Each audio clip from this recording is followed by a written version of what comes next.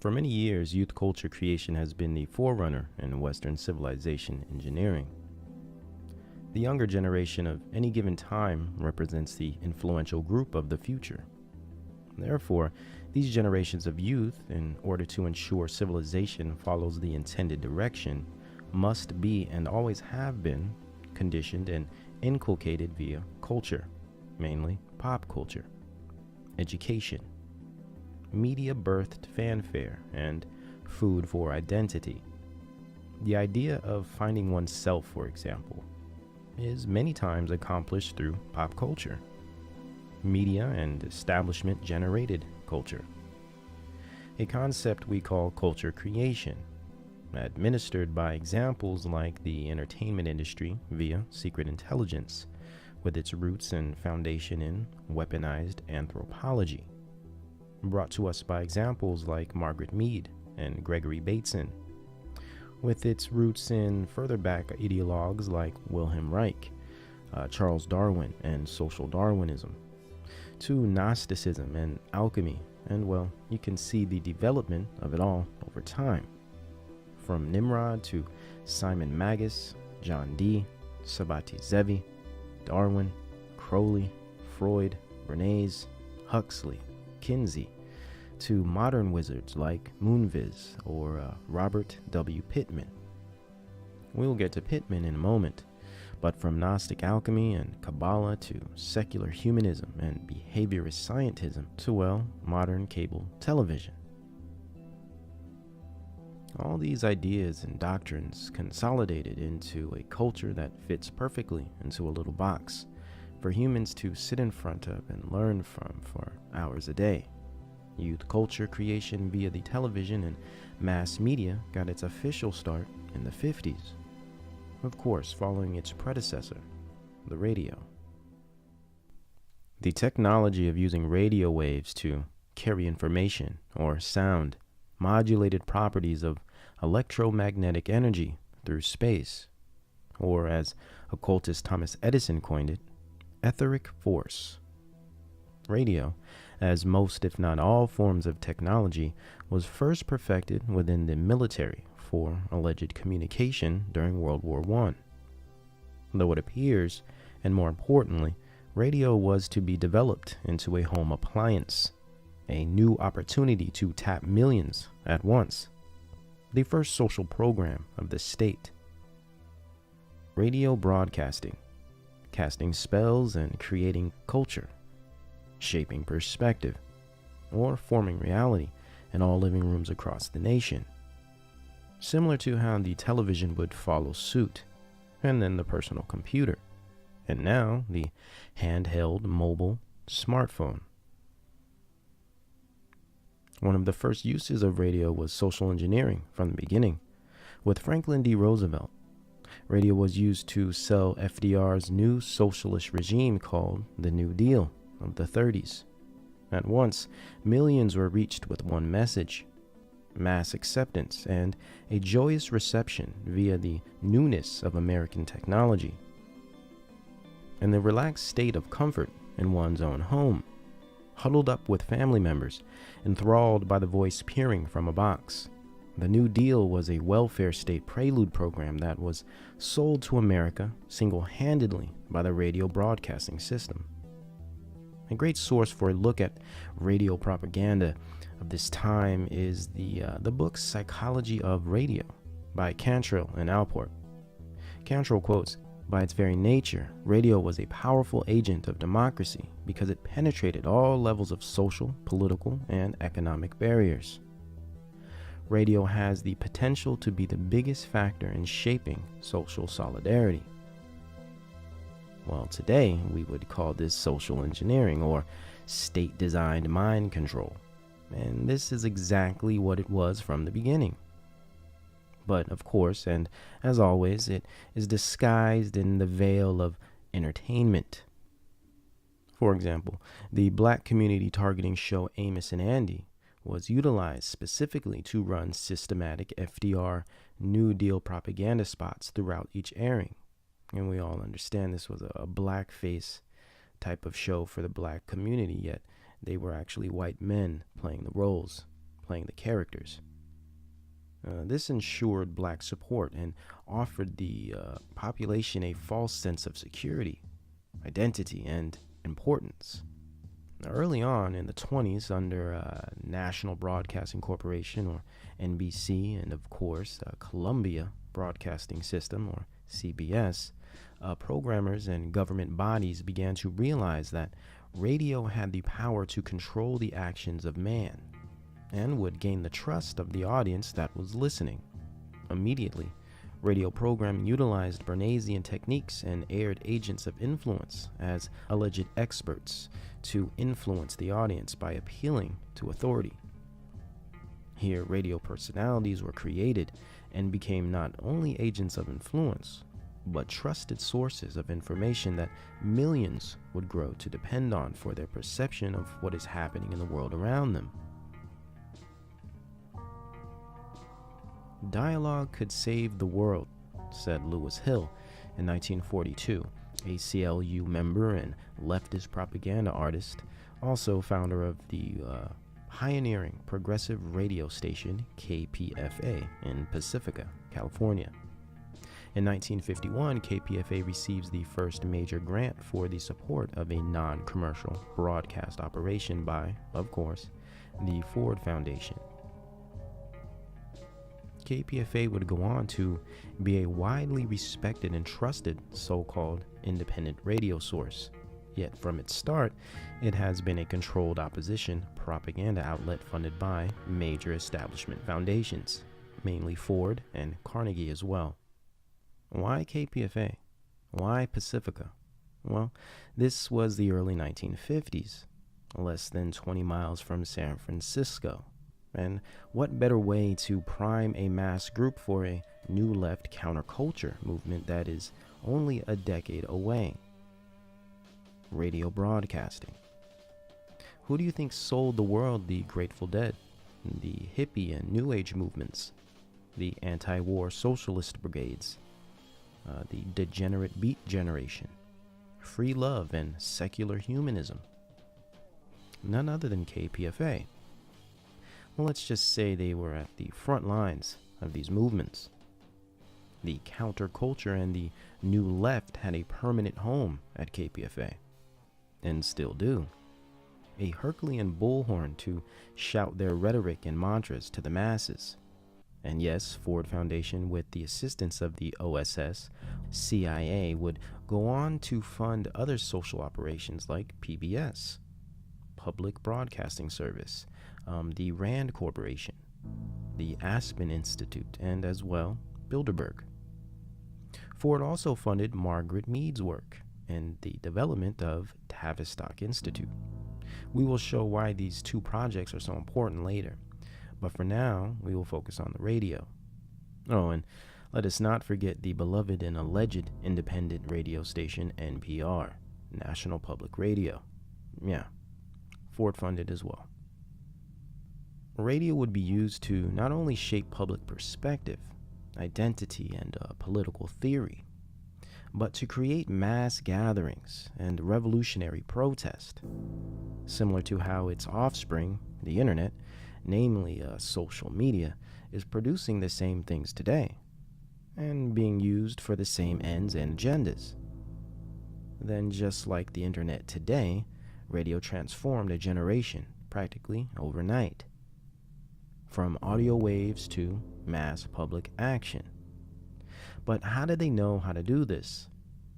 They used music, certain bands and their attitudes, movies and advertisements, the cult of personality, and the manipulation of sound waves to literally transform society. How did they know how to use radio to accomplish all of this?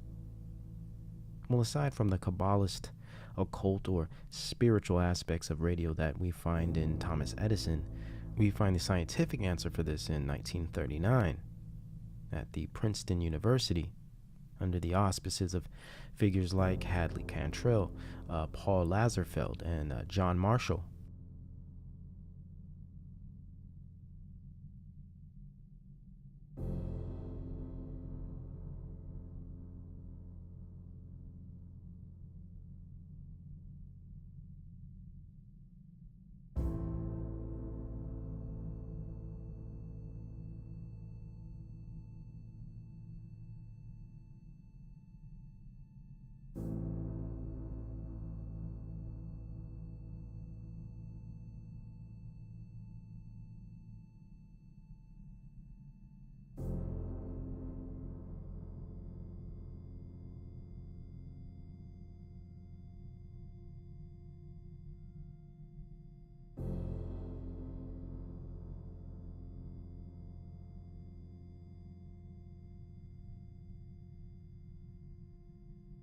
and of course, Frankfurt School elite and OSS agent himself, Theodore Adorno. The Princeton Research Radio Project set the stage for sound and media social engineering. The Princeton Research Radio Project studied the social psychological effects of messages in radio and its mass programming capabilities, or potential, especially the 1938 War of the Worlds Halloween airing, where Orson Welles aired a false flag type of story over the radio, sold as being real, but in fact it was a fake story. This would be a very early example of your first fake news. And it was done on purpose and studied at Princeton to see how a crowd reacts to dangerous or alarming information.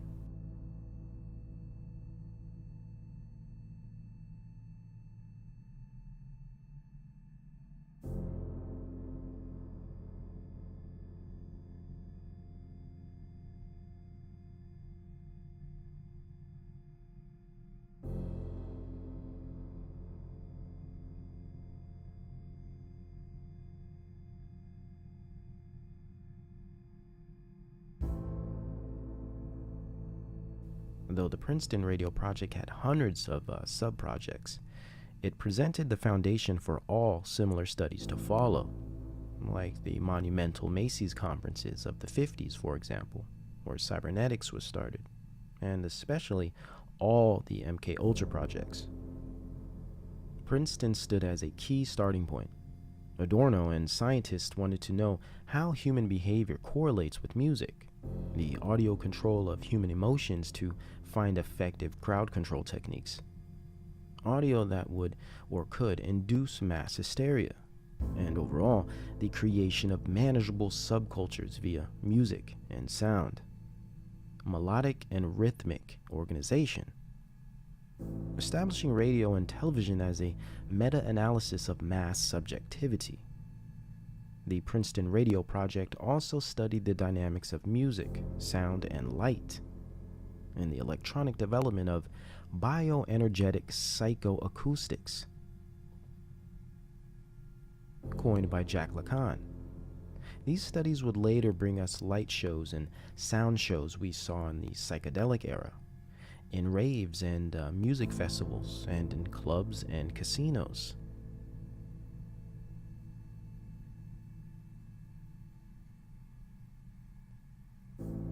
The radio to television, the psychedelic to discotheques and rave electronica, decade to decade. All these eras find their psychobiological and technological foundations in the Rockefeller family-funded Princeton Research Radio Project of 1939. And several years after this project, it is no surprise that radio broadcasting services began to encapsulate America like never before, much stronger than its infantile days during FDR and the New Deal, and much more effective by now, utilizing music and the culture that came with it to shape the society that consumes it. With the 50s in full swing, so was the growth in production and use of the television. At this time, NBC, ABC, and CBS all were transitioning their primetime radio programming to the new medium, and it is here where monumental culture change began to take place. Though television was marked to change culture, it would also create subcultures and cultural dialectics between them.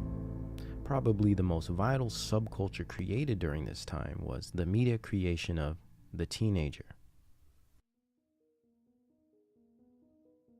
A new target population and control group to shape, indoctrinate, and sell a new identity. This was accomplished nearly single-handedly through Hollywood celebritism, and namely James Dean or Elvis.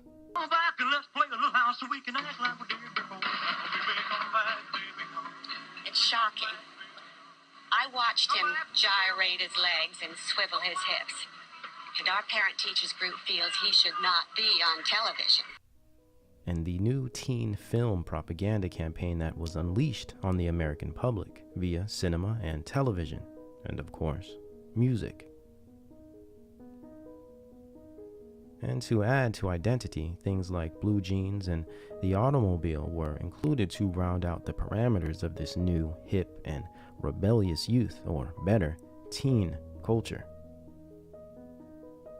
Not only could they sell this group products, but moreover, they could sell them ideas, a lifestyle, and in result, manufacture identity and change a generation and the future forever. This new rebellious teen culture would pave the way for the beatniks and hipsters, or the counterculture of the 60s, and the new wave culture clubs of the 80s. During the infancy of television programming, Hollywood celebritism, and major media networks in general, the 1950s was an era where science, alchemy, and global government proponents were not only entertaining Americans, they were actually structuring state-of-the-art mind control behind the scenes. The Macy conferences officially brought physical scientists and behaviorists and psychiatrists together at the same table to study the dynamics between human behavior and machines, and the effects of technology on the humankind. Moreover, what types of technology and which types of techniques would be required to predict, explain, and control the behavior of humans. It is no coincidence that immediately as these conferences ended, music industries, Hollywood productions, and television programming blossomed nationwide. At this time, Stanford Research Institute was building Disneyland in Anaheim. Hugh Hefner was debuting Playboy magazine, and Alan Dulles was beginning the MK Ultra projects. And of course, Frankfurt School's Theodore Adorno just published his authoritarian personality piece, formulated and released on the UC Berkeley campus, which of course spread like wildfire across all universities. National mind control was now at its peak growth period. Media, science, technology, education, all angles were being covered, with Ford, Rockefeller, Carnegie, and Mellon foundations fronting the bill, while the OSS, CIA, American Jewish Committee, CFR, amongst many other think tanks, put all the pieces in their proper places. But in order for Adorno and Horkheimer of the Frankfurt School to bring in their new age left, or Margaret Mead and her Wilhelm Reich-inspired license to be a pervert, or free love culture fantasy to become a reality, American culture had to be destabilized. Christianity moral codes had to be severely undermined. And by 1950, this was officially kick-started by the media-manufactured teenager subculture. In 1944, the manufacturing began, with always the media conditioning propaganda of Skull and Bones publication, the Time Life magazine franchise. The hit story on the new rave of American teen girl life took center stage, opening the door for 17 magazine that same year. And the new concept of the teeny bopper, youth consumer culture, rebellious film and music.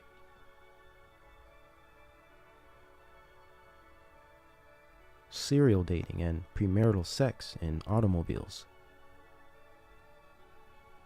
Time, Life magazines, amongst other mainstream publications, have always played major roles in the formation of culture, specifically the directing of culture and engineering of subcultures. Of course, the bebop and swinger scenes catapulted this new teen craze, the hypnotic dance and trends of dress, the identifying music and intimate lyrical content and romantic song concepts, leather jackets and tucked cigarettes in t-shirt sleeves, saddle shoes and bobby socks, poodle skirts and jukeboxes. All these things were not only fresh and exciting, even attractive, but in many ways were commonly forbidden. But through the allegiance of radio, television, and music, The state and its trained social engineers were determined to normalize these new and provocative concepts. Now, I know, to us today, these concepts appear rather innocent. Yet it's important to understand they were mere entry-level ideals, set to be tweaked and polluted over the decades to come. See, this had to be done in increments, perverted over time, to eventually bring in the new dark age, the postmodern techno-cult and Aeon of Horus, New Babylonia. So to begin this complex process, radio had to be perfected in the Princeton radio projects. Society and its in-group behaviors had to be understood, predictable, manageable, to ultimately structure the post-World War II social hive mind. Once the state earned the trust and control via radio broadcasting of the public, the culture had to then be disjointed and splintered into subgroups, mainly parent versus child. This was accomplished through the creation of the teen, and with the addition of television, Hollywood, and a new booming music industry to radio, the generation gap and American culture war began, posing a formidable threat to its Christian moral fabric and social stability as an independent nation. It's just a matter of putting first things first. If God is in charge of the universe, then doesn't it logically follow that we are responsible to Him? And therefore, isn't it up to us to seek His will for our lives? To find out why we are really here on this earth? To discover how God wants us to use our talents, our abilities, and our energies? With all of the challenges facing us, isn't this the first and the greatest? To find ourselves and our destinies in God's plan.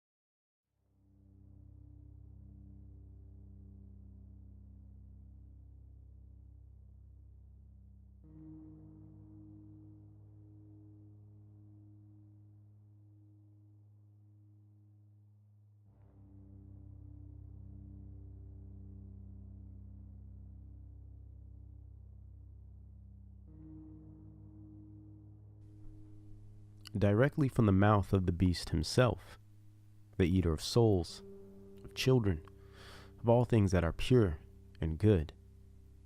Now, whether one believes Crowley was a successful magician and sorcerer, or just some heroin-addicted, sex-crazed pedophile that liked to play dress-up, Aleister was a forerunner for the dark awakening of the 20th century, the new age that has been rapidly taking shape since around 1963. Surrounded by his mission to bring the Aeon of Horus, the crowned and conquering child, casting a spell of mass depravity, and epidemic of fascination with children as sexual objects, and society in itself acting, feeling, and behaving as children. Impressionable, curious, yet vile, perverted, and demented. This spirit was unleashed in 1904 when Crowley received the Book of the Law in Cairo, Egypt. This spirit was aimed to bring on the age of Horus, a new age where will to power is the law under love, and love means nothing more than desire, limitless desire, that is. Disobedience rules the heart, and darkness carries its followers. Liberation through transgression, freedom through lawlessness. Some would say Crowley had the biggest impact on contemporary culture. He did not start this dark spiritual movement, yet it was continued through him. As one of many children of Satan, he was a conduit, a vehicle for the New Age and occult revival of the 20th century. As a seminal figure in the evolution of our debased popular culture, it is important that we evaluate where his marks were made and how they still seem to remain to this day, and have only intensified in their effect. Crowley helped evoke a massive wave of cultural transformation by use of three prime elements: sex, drugs, and art. I will be chronologically revealing how the Crowleyan philosophy has, behind the shadows, shaped and indoctrinated and manifested our socio-cultural fabric to present day. What do I mean by art? Or should we say the arts, which are entertainment, poetry, literature, paintings, movies, and music. See, Crowley believed art is magic and magic is art. He recognized it had the ability to induce direct change in the mind, influence material reality, and by use of performance art, as in plays or concerts, the magic of art could induce psychophysiological transformations in the event or ritual's participating audience. Very similar to the same conclusions and motives of the sorcerers behind the Princeton radio project we discussed in part 1. Eventually, you will see how all these ideas tie in together, all the mediums intersect, and all the witches, scientists, and entertainers and artists are in the same business, with the same goals and under the same dictating force. Whether they realize it or not, the show must go on. Though Crowley is oft celebrated as a rebellious enemy of the status quo, he in fact was an heir to an aristocratic family. His parents were members of the Exclusive Brethren Order, a high-level sect of the Plymouth Brethren, an occult Quaker order of Gnostic Christians. He also attended the elite school Trinity College in Cambridge. Yes, the same school pioneering which John Dee attended. Crowley had very deep power elite ties and always worked for the engineers of society. As a deep agent of MI6 and confidant of Churchill and well-known statesman in many Masonic lodges, Crowley's ideas and presence left indentations throughout the earth, inspired many men in high places, and helped develop a dark awakening that would change the world for generations to come. What is important to understand here is not so much the abilities and actions of Crowley himself, but the value system that he advocated, the culture, the spirit and worldview that he embodied. The same value system, that same spirit, has echoed throughout the decades. Though changing its tones here and changing its wardrobe and tempo there, it has always remained, lingered, festered even. It has grown on the back of society like a wicked fungus, as we now find ourselves dead center of a new age and aeon of Horus. But how did we get here?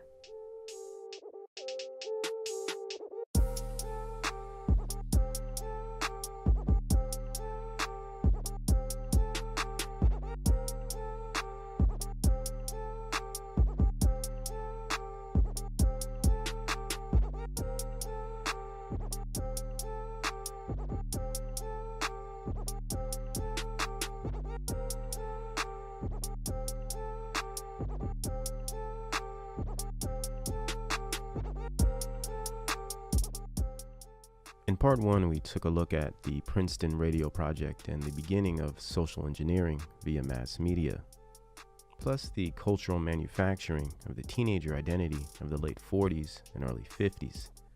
This brings us to about 1953 in our timeline. There are few years as significant as this year, possibly 1963, and 69 are about even, but we will cover their significance later. And 1953 was sure to be a game-changing year and birth of a new movement, new technology, and new influences on the culture that would systematically bring in the new age and aeon of Horus, what some may call the New Babylon or Age of Aquarius. I prefer to call it the post-reality era, but they all fit the same. Some may say, oh well, many things happen every year. Every year has its significant moments and events of change. Though this bears its obvious truths, not many years appear to have a patterned and purposeful intent like the happenings of 1953.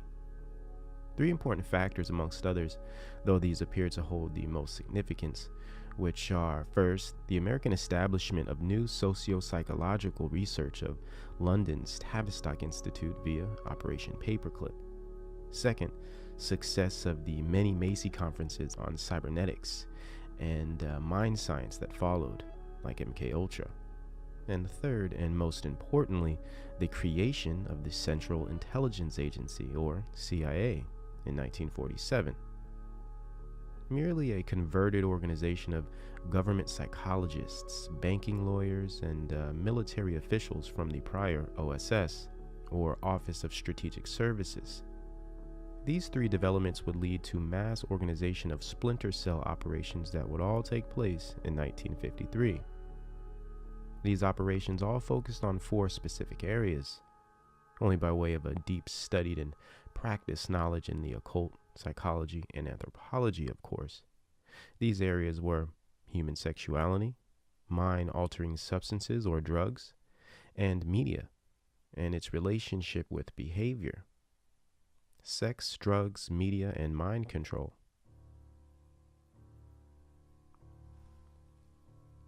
First, let's start with drugs. MKUltra had many sub-projects and operations, though one of its largest in scale was the Operation Native Revival. This operation was set to investigate the tribal and indigenous use of hallucinogenic substances across the world, as well as hallucinogenic substances created in labs, and double agent provocateurs or intelligent psychologists and anthropologists disguised as entertainment personalities and artists, writers, etc. were used to not only do the studies, but recruit the test subjects and promote their findings through the culture. In 1953, Gordon Wasson, the man who coined and popularized magic mushrooms, voyaged indigenous parts of Mexico to promote mushroom use and ancient beneficial properties of psilocybin under MKUltra Subproject 58, which was later promoted by the typical Time Life magazine group in 1957. Also in 1953, Beat Generation writer William S. Burroughs, whom we will be diving into later, was magically making his way through Peru in search of ayahuasca, which would later become famous via the Yage Papers in '68. Oh, and guess who mysteriously happened to try mescaline for the first time in 1953? An experience that would lead him to write the mind-shattering and culture-transforming book Doors of Perception, thanks to MKUltra proponent Dr. Osmond, the one and only Aldous Huxley. Oh, but it does not end there. To join in with this mega pantheon of agents of influence, we have none other than the aforementioned CIA technical services that approve use of LSD for MKUltra sub-projects across the United States. Mushrooms, ayahuasca, peyote, and LSD. Interesting that all of these soon-to-be famous individuals just happen to be discovering the properties of these drugs in this same year, and all just happen to be directly tied to secret intelligence cells within the CIA, or MI6. Just as the CIA begins its projects on the relationship between human behavior and mind-altering substances. 1953, exactly 1 decade before the psychedelic explosion hits the American youth culture. Interesting, no?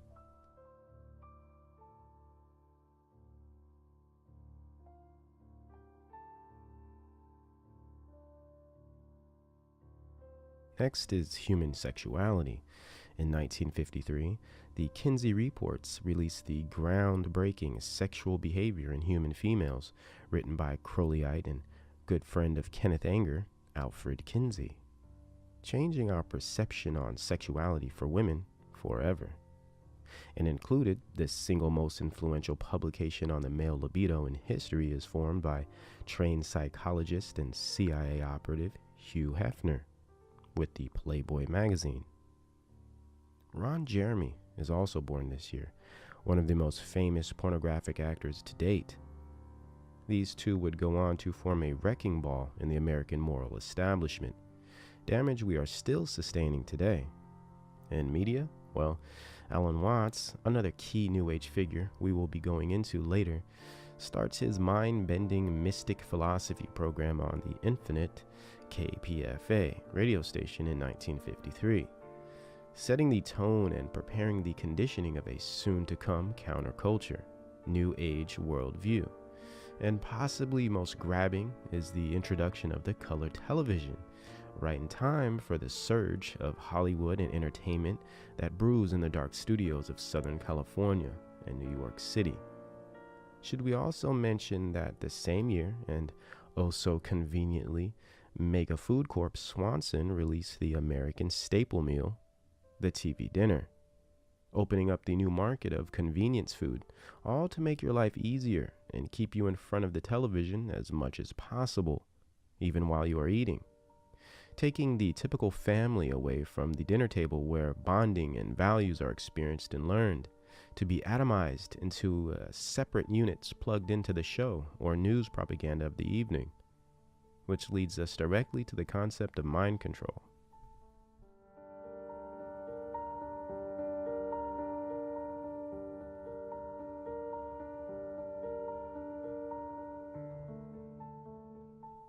In 1953, Ron L. Hubbard, after splintering from Crowley's OTO, starts the infamous Church of Scientology, one of the largest and most successful science fiction cults to exist. At, and yes, the same time, as the CIA sponsors the Robertson Panel to discuss the reality and possibilities of a UFO threat to national security in 1953. The follow-up panel to the previous Air Force-sponsored UFO studies, the SIGN program and the Grudge program, under the Project Blue Book umbrella, setting off the early stages of mind control that would eventually lead to the socially accepted belief in outer worlds, galaxies, and foreign life forms, and ultimately, the Great Alien Deception. So when we clearly see that the intelligence operations regarding drugs, sex, and aliens were being researched and developed pre-1960, even within the same single year, it does not make it difficult to understand the rampant evolution of these concepts found in society today, and why those whom have little to no knowledge at all on this history would call you crazy or loony for questioning it. Drug use, pornography, science fiction, pop culture in general, all of these things have been strategically manufactured and utilized to influence that which makes you, you.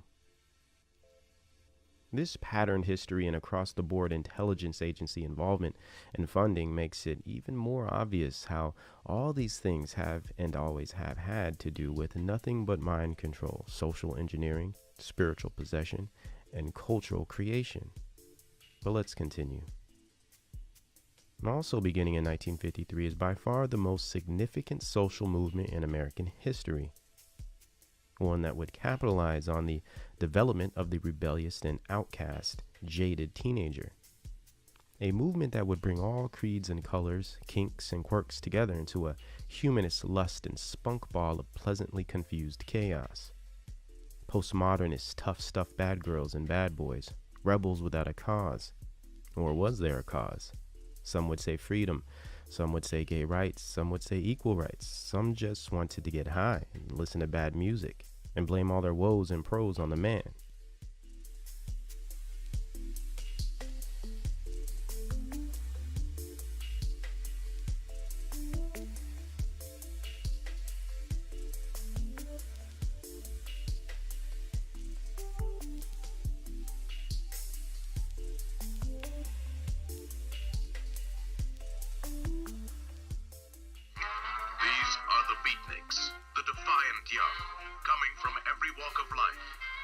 Suppressed emotions and mocking the everyday course of modern society, intent on striking back as they wage a battle for their right to be heard.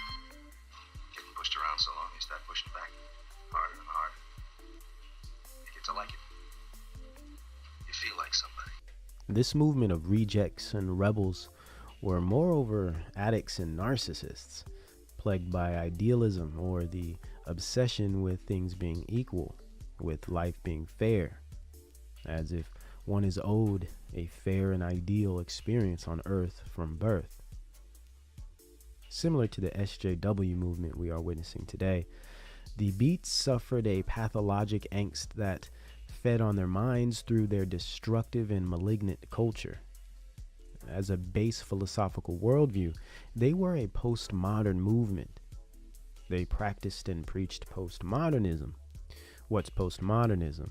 Well, it's essentially the perspective and value system of the liberal or libertarian New Age. There is no objective truth. God is most likely an alien planet somewhere or a giant cube in outer space. And that's if God even exists. We'll have moral relativism, non-aggression theory, sometimes a little scientism, sometimes a little pagan spirituality. Pretty much anything goes in postmodernism. Whatever floats your boat or sinks it is okay and accepted, as long as it agrees with postmodernism. You will find materialism, humanism, and mainly an utter disdain for anything Christian, anything with a strict order, categorization system, form, rules, maturity, and objective moral law. Postmodernism aims to deconstruct thousands of years of a developed Western worldview.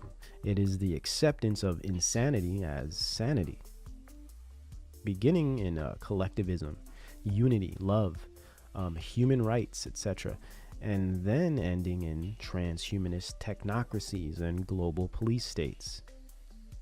Recognizing that the most influential youth culture in Western history was founded in such a worldview and set of values makes it quite easy to see it blatantly dripping through our culture today, and playing right into the hands of the mono-state, as the synthesis needed to manufacture the monoculture of one people, no truth, and surely no God.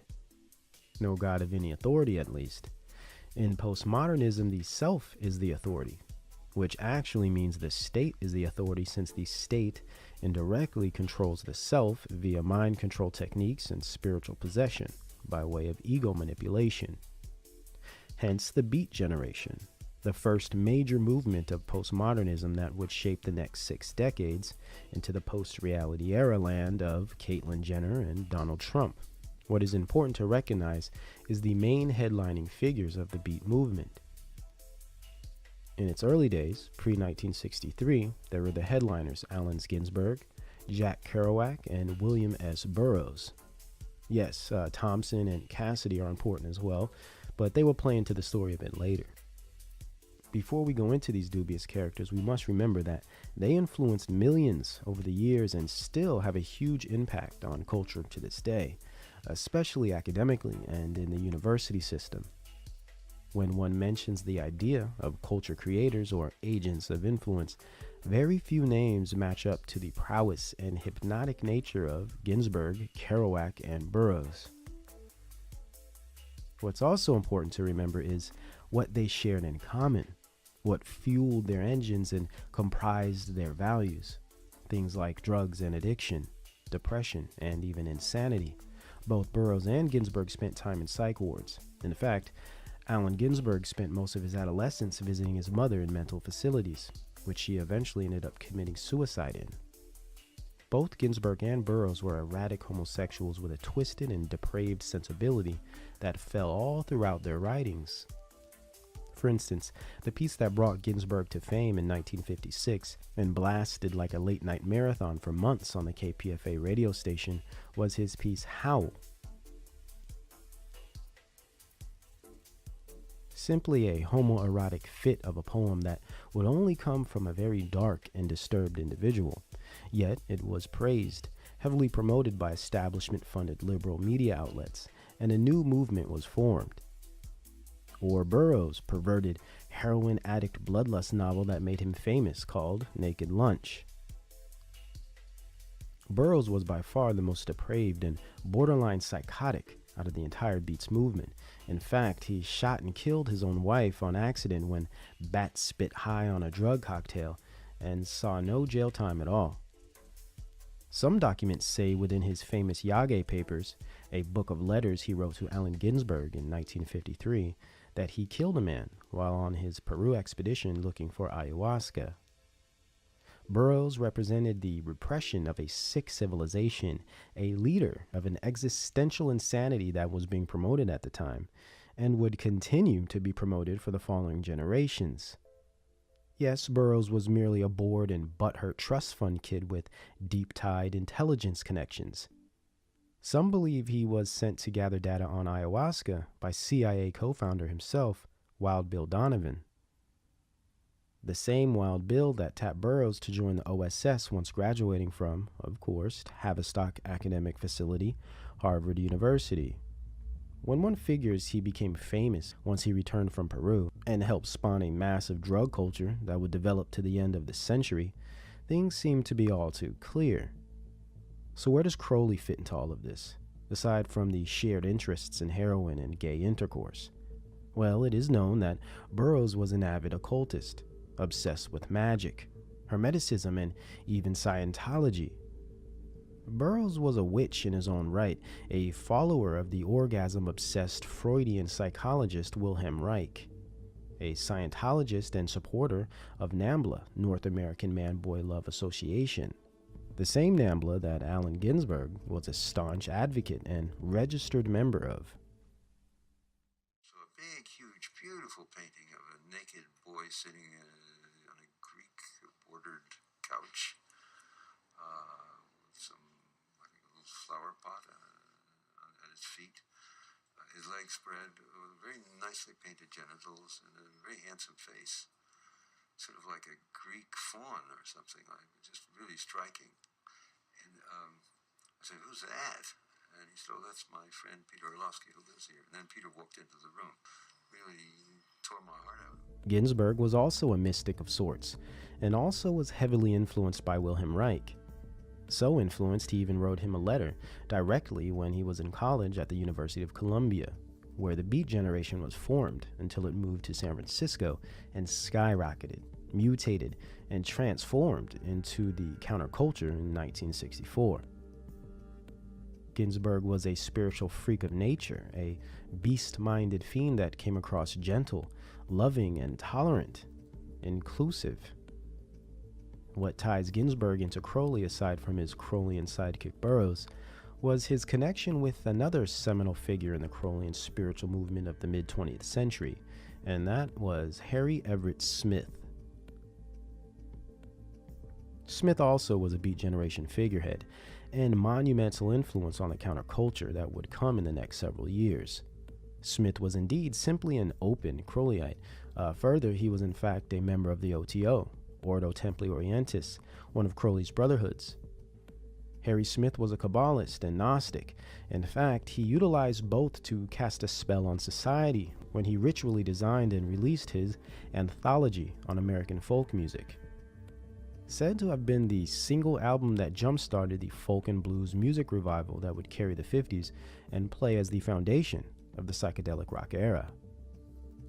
Ginsberg was a close friend of Smith. In fact, they both attempted to make the Pentagon levitate with an early punk band called the Fugs in an anti-establishment sacred ritual, though it appears they were unsuccessful. Harry Smith was raised by parents who were both in the Theosophical Society. His father was also a high-level Mason. Obsessed with Enochian magic, we find Smith's connection to the work of John Dee and his magical effect on society through his witchcraft-laden folk anthology album.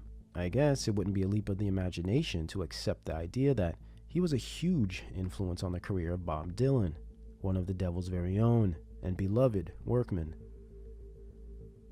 Smith introduced Ginsberg to many dark aspects of the occult, and Ginsberg was receptive and giddy. He mixed these rituals with drugs, sex, and profanity that filled his poems. Ginsberg was a Boar's Head Society member at the Columbia University under the Frankfurt School Liberal Arts Department tutelage. Columbia of New York was where the Frankfurt School actually received its start in American education in the 1930s.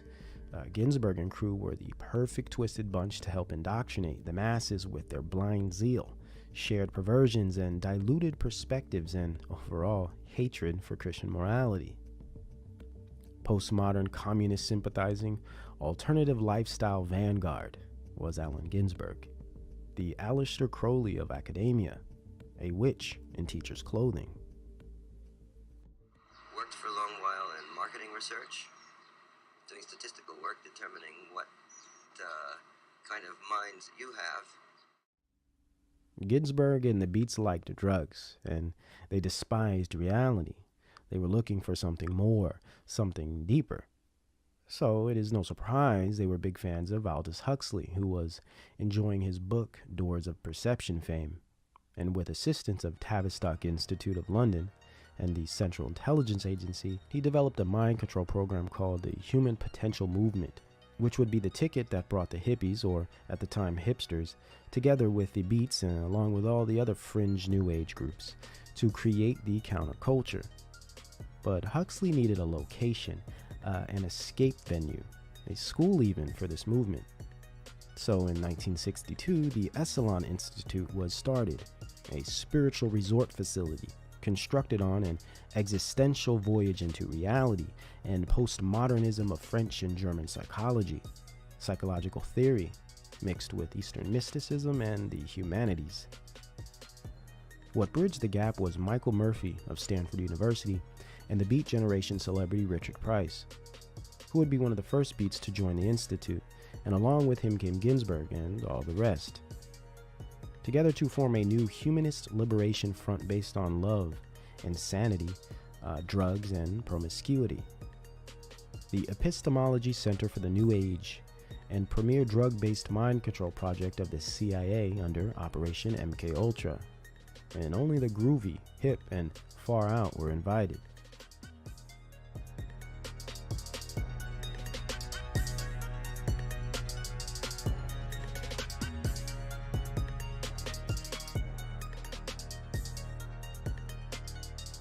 Next, we step into the first blood of our domestic version of Project Phoenix. In 1963, Americans suffered from a mass psychological operation and death ritual that some call the killing of the king. President John F. Kennedy was assassinated and transformed the psyche of America instantly, and placed a dark spirit across its waters, city streets, and neighborhood homes.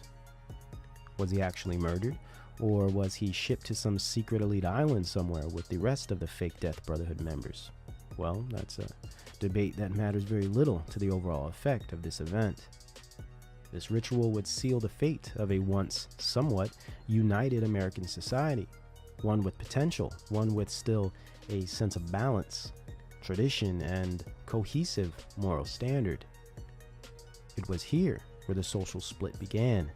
The mental break of a nation happened that day in America, and it appears as though the entire event was set, designed, and carried out to produce this precise reaction. A clear representation of a mass trauma-based mind control technique, socio-psychological terrorism. Again, another Hegelian dialectic of problem, reaction, solution, unleashed on society in time to offset any possibility of social balance, priming them for the new wave of enmity, incoherence, jive, and propaganda that would be smashing into their lives over the next several years. A battlefield of civil rights was taking its shape. The psychedelic era was on the horizon, and an entire society had been shaken and stirred right in time to embrace it. With a war overseas looming, vast MKUltra drug projects in their advanced states of research, moles, educators, celebs, and agents of influence in their proper places to administer indoctrination, America stood as a sitting duck in still waters, quietly before the storm. The storm begins in 1964, and the phasing out of American Christian morale takes its step forward.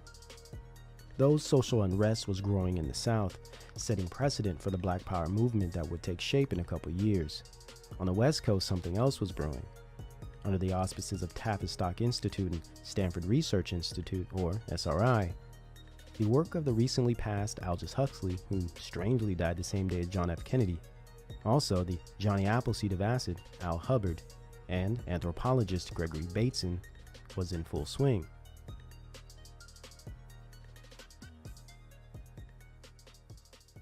The Human Potential Movement via Esalen Institute promoted the doctrines of Gregory Bateson and Gordon Wasson's native revival projects and normalized hallucinogenic drugs and mood-enhancing substances to the Beat generation and its followers.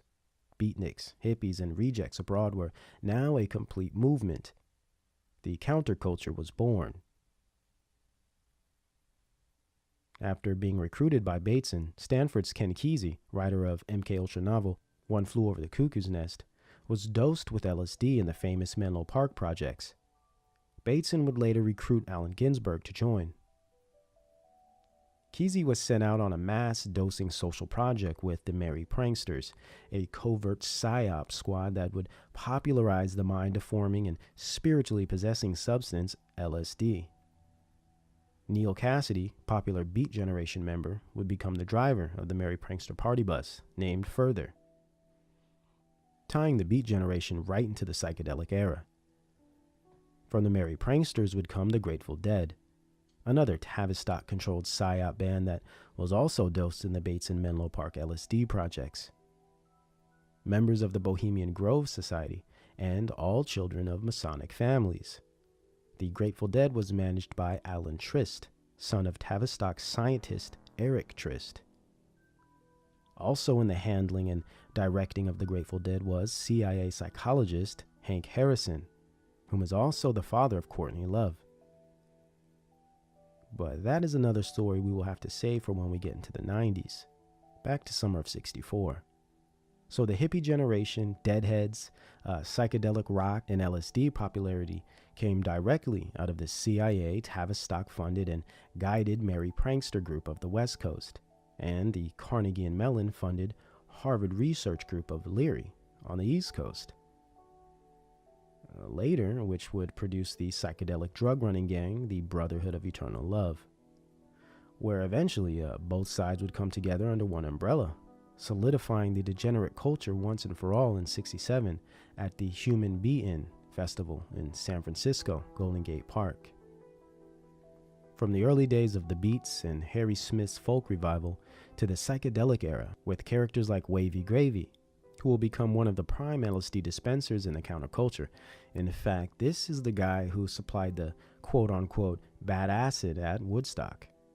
Along with Wavy Gravy would come the most infamous of the bunch, though Al Hubbard, and not to be confused with L. Ron Hubbard of Scientology fame, might have pushed more physical LSD, but Timothy Leary sold the culture of LSD. He sold the worldview of the hippie generation. He embodied the spirit of freedom through rebellion that defined America at the time. An open CIA operative, psychologist, and Harvard man, Timothy Leary was a devout Crowleyite. In fact, he openly explains in many interviews how he felt he was continuing the work that Crowley left off when he passed. Harry Smith surprisingly stated nearly the same sentiments, both continuing in the great work of the beast and contributing to the destabilization and spiritual possession of humanity.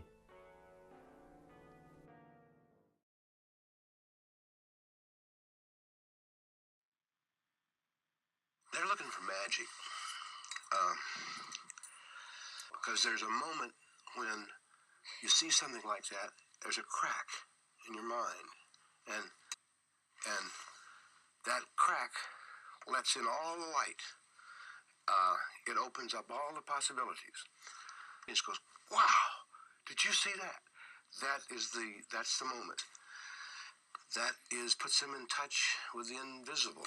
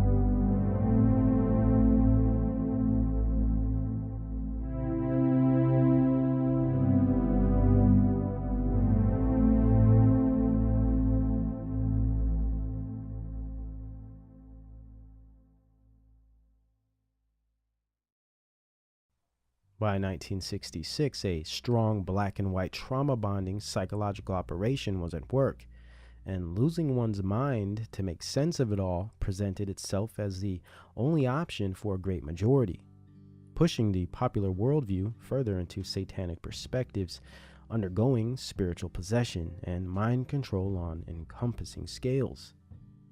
So it would only make sense that the media joins in on the programming. In 1966, the fantasy genre started to, out of nowhere, explode. Adding to the space and alien programming, the popular show Star Trek was first aired, creating a subgenre culture within itself. The Batman show was also released, and grown men today in 2017 are still watching Batman. Space Ghost became an instant hit for the kids, and you know they always looking out for the kids. Oh, and the subtle and sexually suggestive game Twister came out for all the whippersnappers and partygoers, right around the time birth control was being more accepted and avidly pushed into cities and counties via Planned Parenthood. Interesting. 66 would also spawn the beginning of the Great Occult Revival, and solidifying in 1970, starting with the 66 foundation of the Church of Satan in San Francisco, formed by Crowleyite Anton LaVey. Many famous celebs would join this church, and many other cults and orders would pop up over the next few years, popularizing Crowley and his work, nearly bringing him back to life in a way. The Rolling Stones and the Beatles would have a great deal to do with this. Since they all were devout Crowley followers, they couldn't help but make Crowleyan material. They would push the Crowleyan philosophies through their art, weaponizing it and transforming the culture into something ugly, something sinister and ancient.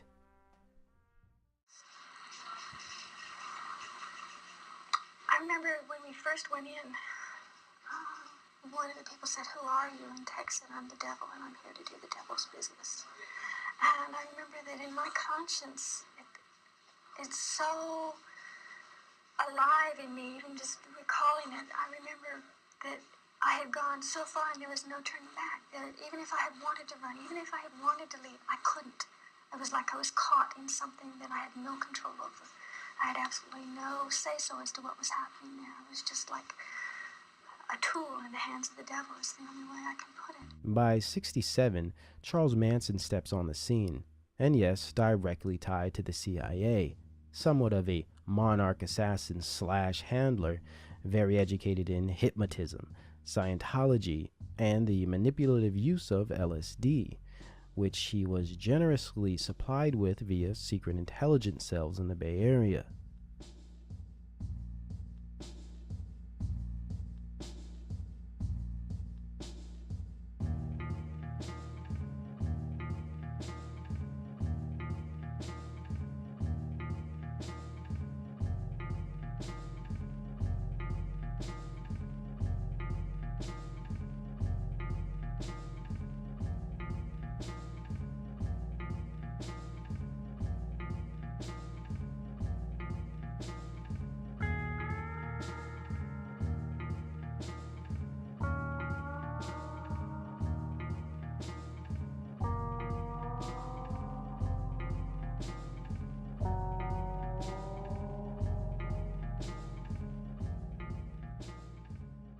He took up residence in Berkeley and wandered the streets learning the area and its people. This is where he found the Scientology spin-off cult, Process Church, where he would eventually recruit minions to form his later famed Manson family. And not at all surprising, Manson came directly out of the Beat Generation movement and was now a hippie, indulging in LSD and pretty much whatever else he could get his hands on. Dark things were manifesting in the counterculture, and by design. Psychedelics were the mainstay and literal engine of youth at this time.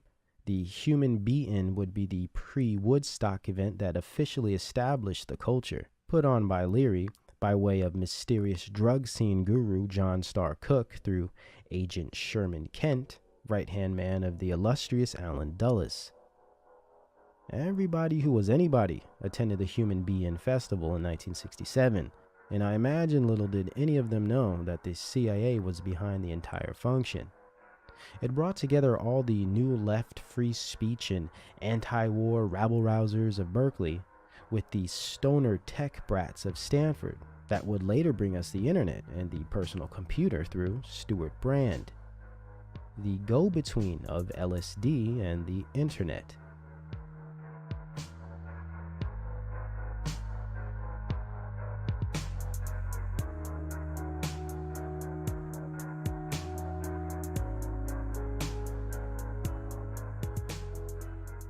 It brought all of the liberal counter-establishment crews and broods to the same floor to bathe in drugs and free love, fantasize about changing the world and reaching a higher state of being.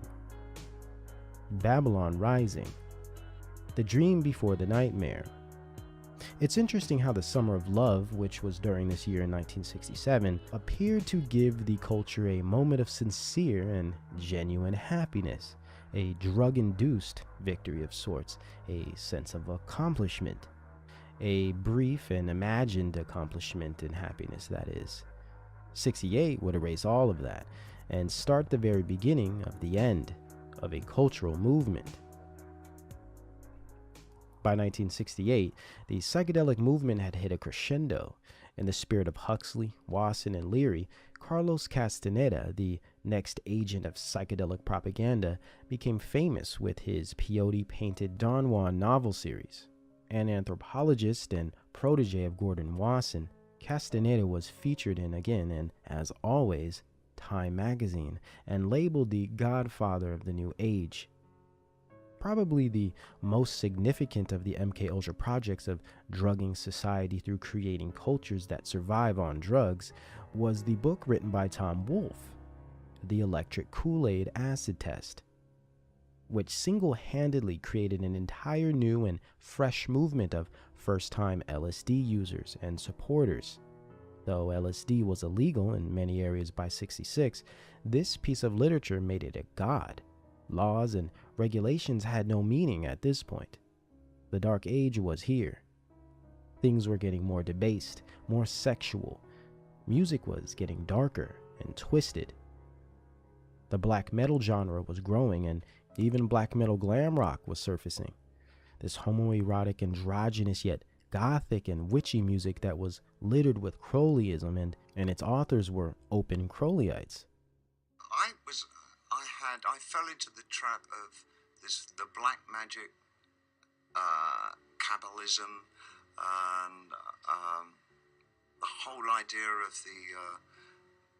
just the Crowleyism of the times, and I really got completely disoriented by all that. Rosemary's Baby came out this year in '68, setting the tone for the following year to come, birthing the Crowleyan crowned and conquering child. At the same time this year, and assisting in the domestic Phoenix project of social terrorism, the serial killer operations were brewing, beginning most significantly with the Zodiac killings. The Zodiac who had happened to be terrorizing the San Francisco Bay Area, home of the counterculture. Though this terrorized mainly the silent majority and bystanders of the current psycho cult of drugged and doomed rebel squads that ranged between 16 and 30 years old, just as planned. And this surely didn't stop the spread of counterculture doctrine and mind control. As the Esalen Institute became more popular, and celebs like Allen Ginsberg and Alan Watts continued to peddle their spiritual poison to the masses of foolishly curious followers, the New Age was taking its full form. But it needed a span of events to crack and dismantle any residual of modernity or morality left in society. And this started with the killing of Martin Luther King and Bobby Kennedy. If there was ever an official moment or beginning to the end, it was now. The civil rights movement would take on a violent and devastating turn, and whatever hope that was left in a stable country and balanced social climate was gone. 1969 would finally put a fork in it all, and the dazed and confused counterculture had no idea what was getting ready to hit them. 1969, the cancerous Ouroboros, eating itself by nature, with all its occult meaning within the numbers and matching rituals that followed during its reign, would surely be a 12-month period to remember. This year was one people call not only an end of a decade, but an end of an era. The final socio-psychological split in spiritual possession would take place during this time. The finale of finales before the age of Aquarius, the dawn of Janus, and New Age movement that would take its establishing seat in 1970. Rounding out the full debasement of American culture and the utter destruction of righteousness and Christian morale that kept society together. The new left movements of liberation and weaponized human rights injected postmodern ideals into this new world. Babylonian doctrines outweighed biblical understanding, and seared consciences overruled the poor righteous teachers. Drugs, free love, and unabated reckless sexuality warped the rationale of a country, and these habits and lifestyles were spreading across the earth via media and entertainment. As it always does, and by design in its success. So to fulfill this journey and take the 70s into a completely deeper and darker realm of spirituality, 1967 had to be momentous and devastating. Reality had to be shaped and shattered within a single blow.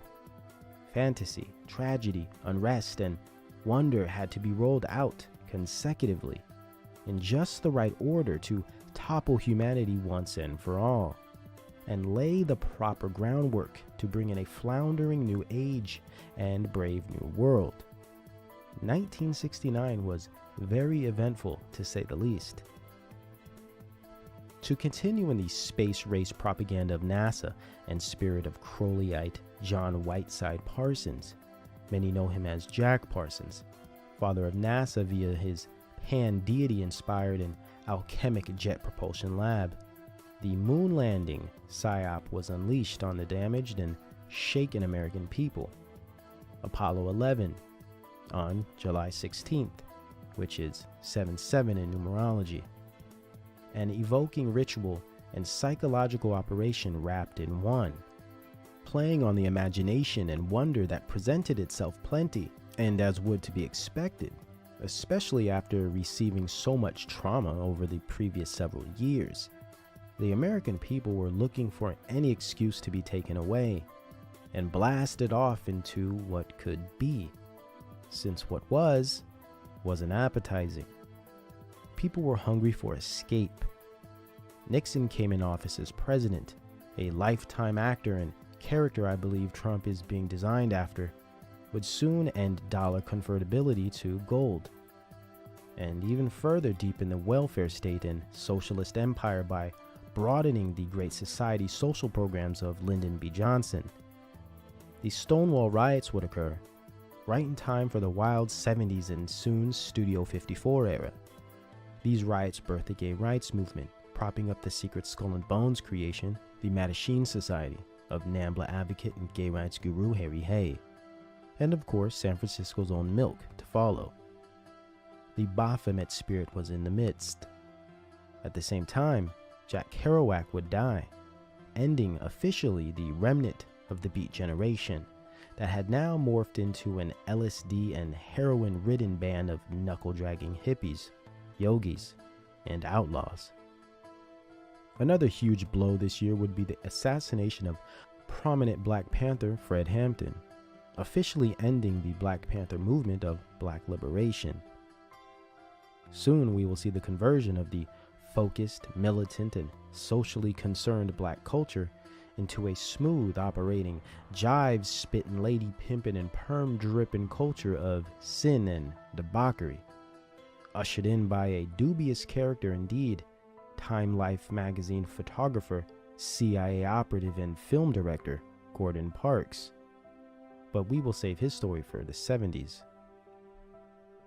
And as always, Hollywood would play a key role in making the counterculture the staple culture of the period, with the degenerate drug dealer and rebel hero film Easy Rider, which was released in the early summer. Like Shaft would birth the pimp and hoe and flash and dough culture, Easy Rider made the anti-establishment stoner and outcast cool, sexy, and heroic, all in the guise of a compelling and persuasive script, amazing acting, and a twisted, catchy ending, as usual. Next was the culture-shocking and society-transcending incident of the Manson family murders that occurred the same summer, 1969. August 9th, the same day the Haunted Mansion opened at Disneyland, several miles away. The same year Marilyn Manson, the death metal musician, was born. Oh, but these are all just probably coincidences, right? Mixed with the Zodiac killings, the assassinations and untimely deaths, the new potentials of space travel and a concurrent bloody war overseas, 1969 had presented itself as a nail-studded baseball bat in mid-swing.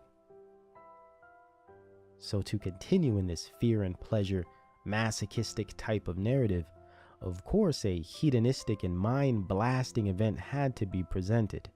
And literally days after the Manson murders, the Central Intelligence-funded and organized Woodstock mass doping project was opened, bringing the largest mass of human bodies together during what some would say was one of the most tragic and destabilizing moments in history, as a joined unit to dissociate and bury somewhere deep within the subconscious the everlasting pains and absorb the tainted, bad acid and mind-altering drugs as test rats for the biggest socio-psychological science project ever produced, Woodstock, subproject of MK Ultra, sex, drugs, and mysticism. The Dionysian pleasure trough made specifically for the useless eaters to detach and frolic. Just as the human potential movement of Huxley, the native revival of Wasson, and the weaponized anthropology of Bateson would have it, whom all worked in the spirit of Aleister Crowley, who used the same drugs, sex, and music in his workings and rituals before all of this. The great work was at hand. To officially end the era and steal the imagined success of the hippie culture in Woodstock, and to square away the decade, the Rolling Stones attempted to throw a West Coast version of the event, known as the Altamont, held at the Altamont Speedway in Northern California in December 1969. After a decade of strife, too much pleasure, too much drugs, and not enough moral guidance, the counterculture hit a wall at Altamont. To start, it was secured by the CIA drug and prostitution running organization, the Hells Angels. Paid with LSD and alcohol, they secured the 3-foot stage with knives and pull sticks. Similar to the way Rome fell, Altamont demonstrated an excellent example of climax within hedonistic movements. Violence played throughout the entire event. Overdoses and tragedy marked it with despair. By the end, 4 people had been murdered. One man even had a gun and was stabbed to death by the Hells Angels right in front of the stage. When you realize the Stones, supporters of the Satanic Process Church, devout Crowleyites, and the Hells Angels as security, more drugs than one could pack in a merry prankster school bus, and thousands of beaten, lost individuals made up the body of this event, it is easy to see what type of spirit was holding all of this together. After the Altamont concert, the counterculture as it was known was officially dead, like Sharon Tate, Fred Hampton, King, both Kennedys, and Kerouac. And the establishment had the next set of events and institutes to guide these lost and beat souls into preceding levels of consciousness. The new age of cults and gurus, neo-paganism, blaxploitation, and self-indulgence. The giant leap from the counterculture we generation to the 70s Babylonian me generation that would bring us right into the 80s MTV generation. Newer drugs, newer fads, and personalities, yet same worldview, and dark spirit holding it together like a glue. Beginning with 1970, the moral fabric of America was officially torn. The hive mind was shattered, and now full-on dissociation would set in.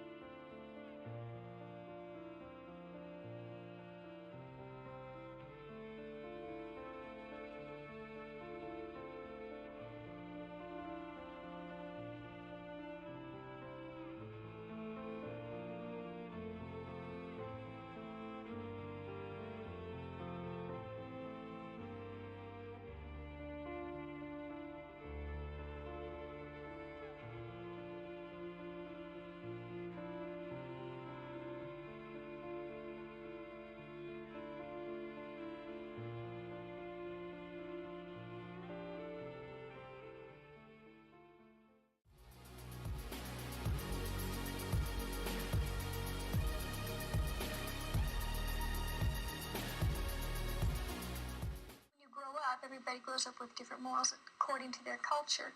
Okay, when you take acid, your mind expands beyond these moral characteristics and your concepts of right and wrong. So you step out beyond those bounds, and when you step out beyond those bounds, the imagination begins to take over. And the imagination can be a very deceitful thing. It's a fantasy. And when you take acid, you go out beyond that. You think you're coming back to where you started from. Originally, you don't. And every time you drop acid, you get a little bit further away from reality. And I took so much acid that I just was what I would term spaced. And it took me many years to what I term now re-enter. And that was just through not having any acid and having to deal with reality every day.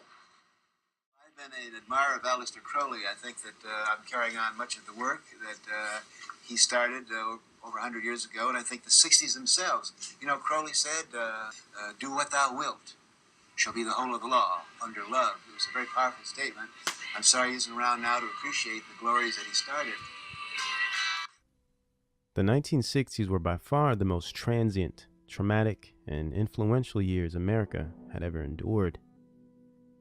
By 1969, the revolutionary counterculture was taking its last breaths, or on its deathbed, if you will. But at the same time, a new age was being born, the final stage in the spiritual and social mutation of humankind. The decade man would forget the true and living God, worship himself, and every imagination of thoughts of his heart was only evil, continuously. Wickedness of man was great in the earth, and America, the new Babylon, its cup overfloweth. Drunk on the wine, it inspires the nations, reshaping, re-educating, and swallowing the world whole, while it fashions the new global order. White and black magic occupied the quarters. Angels of light and angels of darkness would replace the true faith, while many counterfeit faiths would transpire. As America was consecutively flipped on its head over a 3-decade period, by 1970, the great work was practically finished. And whatever else wicked things that were to come this way would come freely and organically, since by this point society had been indoctrinated and possessed to act inherently wicked, careless, turbulent, and lustful, all the while painfully naive, desperate, and zealous. And as always, media technology, film and music entertainment, celebrity and guru-endorsed foolish knowledge of man would drive society senseless. Like putty in the hand, man was rendered endlessly malleable, yet arrogant, prideful, yet ignorant. As Locke would have it, society as a whole became a clean slate. Man presented himself as a science project. In its perfect royal society construction, humanity played servant to the beast, a place where the sky was the limit, and as it were, all your desires could be met, yet whatever you were truly looking for could never be found. Because as we know, without the eyes to see and ears to hear, one will only exist deaf and blind. And any search for the truth, no matter how energetic or sacrificial, will always come up missing. We can look at the 70s as a moment of searching because we were lost. Unfortunately, we were too busy searching to be cool, getting high, or getting off. The lust of the flesh, lust of the eyes, and pride of life. As the 70s proved so successfully, man is and always has been susceptible to the wickedness of this world. And they would be the critical set of years that conquered the will of man once and for all.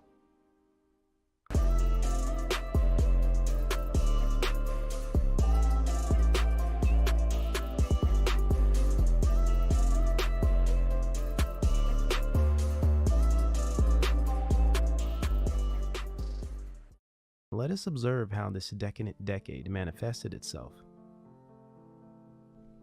To start, we will cover the specific areas that made this spiritual corruption and final social transformation possible. These elements of influence play directly off of the success of the predecessor movements of the 60s. For instance, in the 70s, we will discuss the blaxploitation era that budded from and derailed the civil rights movement, the occult rising movement, and new thought or new age spirituality wave that was birthed through the demented counterculture and satanic cults of the late 60s. As the 1970s prepared the solidification of the occult rising, new left propaganda would continue to thrive. The sex industry would be established as a cultural badge of honor, matched with domestic terrorism and mass psyops. It would pose another 10 years of trauma-based mind control and spiritual possession to the American people, and ultimately, the world as a whole. The 1970s, spawning of the occult rising, sexual and mental liberation, and the journey for self. In the final formation of the New Babylon, a key component has always been the promotion of freedom and the pursuit of personal happiness, limitless liberation, and the choice to do what thou wilt.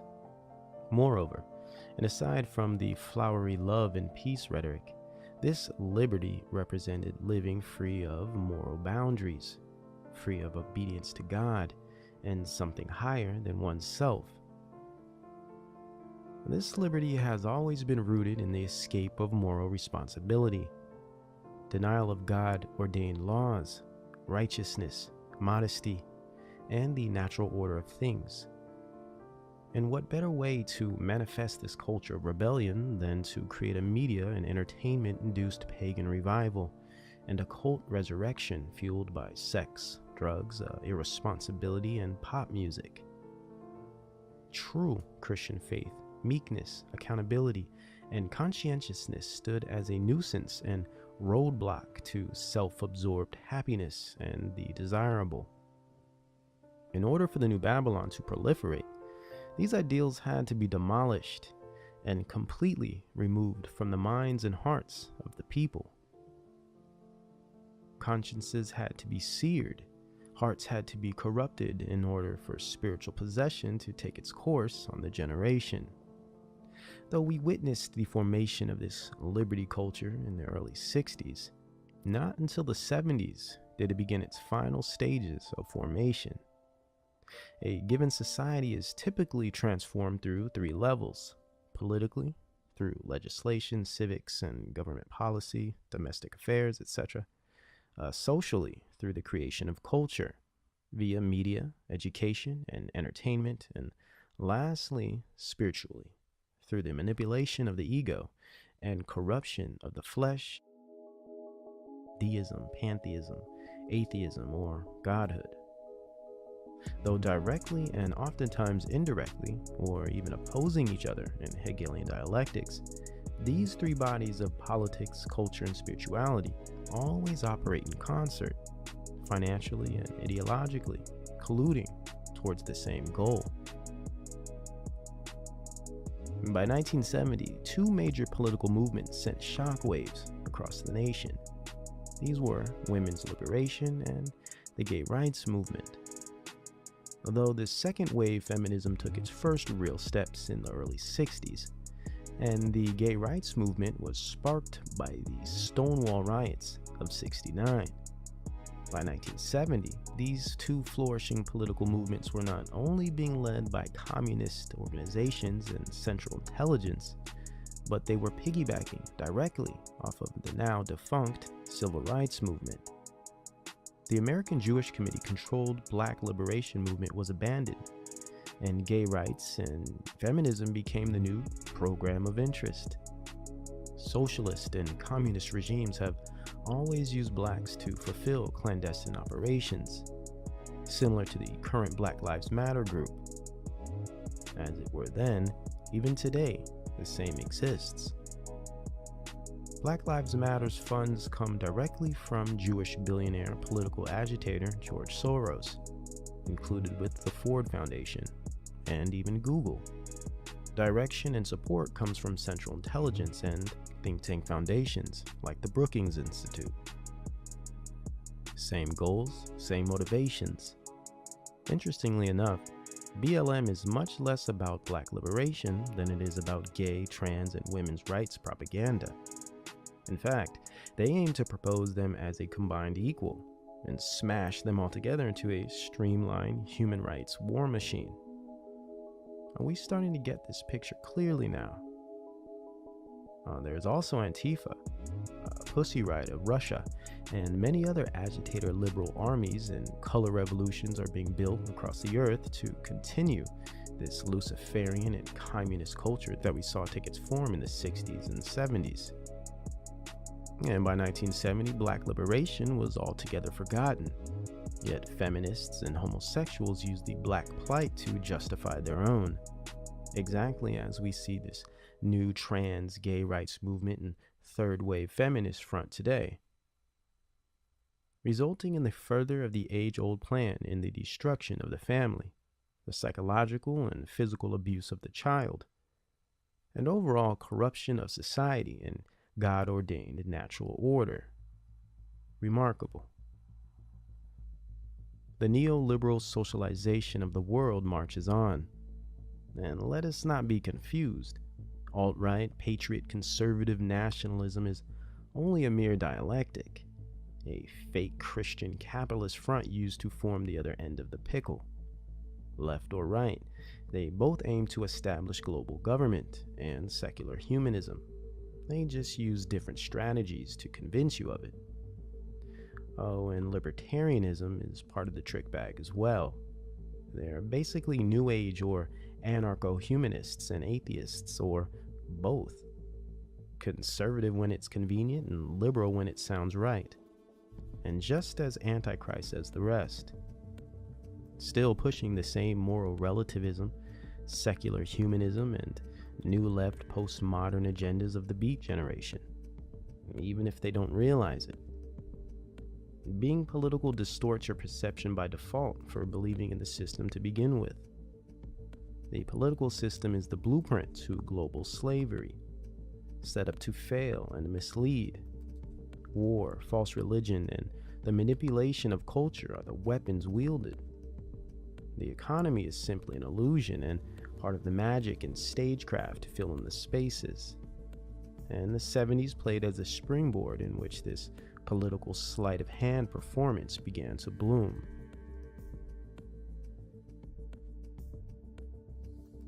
Since the Vietnam War was ending, so was the activist fervor that accompanied it. But new left Chomskyites and neo-communist groups still persisted in aims to produce social unrest in the country. like media parade and CIA agitprop group, the Chicago 7, increasing the zeal of new leftists everywhere. In 71, another intelligence radical front group, the Weather Underground, who formed in the vehement year of 69 out of the New Left faction, students of a democratic society, continued to make headlines for the public to fidget over. Of course, straight out of Chicago, home of communism and the New Left movement.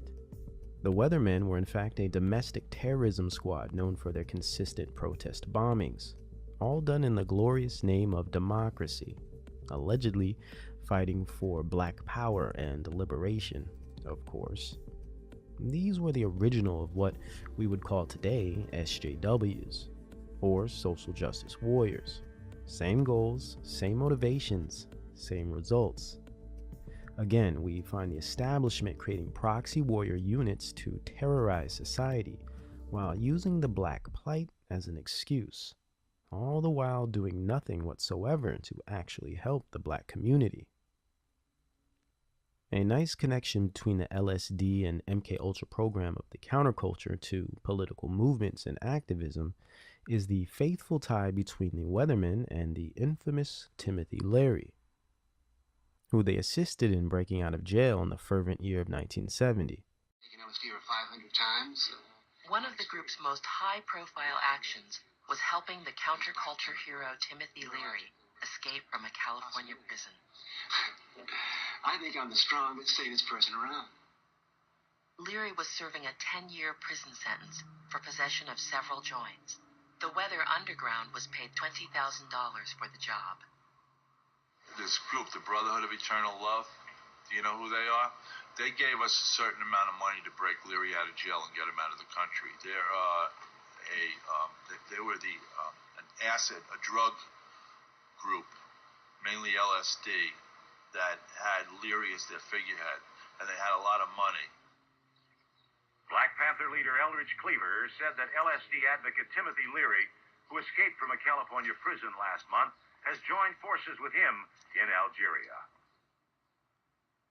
I escaped with the help of the Weathermen Underground. 25 of their crack underground operators came to California for 6 weeks before my escape, and it was a very complicated operation. They not only helped us escape, they spirited us to several of their underground stations with great efficiency. We want to tell the people of the United States the Third World War has begun. Join us in the fight for freedom, because we are everywhere, and we're happy, and we're free, and we're going to make the world free. Further demonstrating how politics and culture are directly tied at the hip, with the same intentions and goals and controlled by the same nefarious groups. Dialectics are used to detract the public from figuring this out. For instance, though Leary was jailed and politically viewed as an insider or rabble-rouser, as were the Weather Underground, yet they all were covert operatives of Central Intelligence Agent groups and American academic institutes, staged in a pretend war with the FBI and COINTELPRO. It was quite a show, one we are still watching today.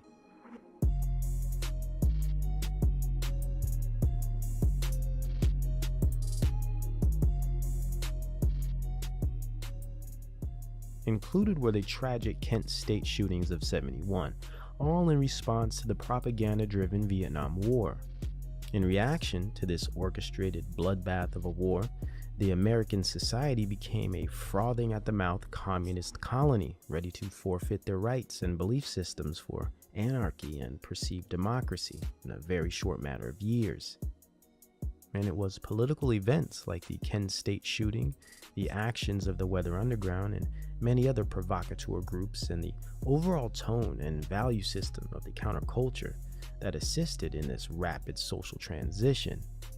From 1953 to 1973, the American people were completely unrecognizable. Also in '71, the man god Jimi Hendrix died of a heroin overdose, officially finishing off the remnants of the resistance and avid '60s we generation. A new era was beginning, and new artists, propaganda, drugs, and media outlets needed to be produced to further the indoctrination. Following the diligent New Left successes of radio station KPFA, Ford Foundation funded relative PBS, or Public Broadcasting System, which began its first network productions in 1971. Adding to the slow and steady neoliberal socialization of the American population. Included at this time of 1971 was the biggest economic blow since Woodrow Wilson. President Richard Nixon discontinued the currency to gold standard, which would introduce the fiat currency system, officially kicking off the economic process of our all-out social enslavement. Not to say these events are anything new or surprising, for all has been written, and these things must come to pass to bring forth judgment, correction, and reproach, and of course, resurrection, and essentially, the kingdom. So as unfortunate and bleak as elements of our history may present themselves, believers are free of grief and despair, free of the spirit of fear, and set free by knowledge of the truth. Yet it is imperative that we understand the process in which it all came about, despite the mountains of lies and propaganda we have been generationally indoctrinated with. So let us continue. By 72, the political climate had rapidly changed. Though the feminist and gay rights movements were barreling full steam ahead, the civil rights movement was dead, and the anti-war activism of the counterculture was losing its steam. Why is this, one might ask? Well, CIA spokesman and poster child of second-wave feminism, Gloria Steinem, was being used to play the role of master homewrecker, pretending to empower women by indoctrinating them to desire the promiscuous single life and the workforce, which by default would destroy the traditional family structure, creating single-family homes. Indeed, in the same vein as we discussed before with the Beat Generation and postmodernism, which aim to destroy tradition and natural order altogether. We will continue to discover postmodernism only thrived throughout the 70s.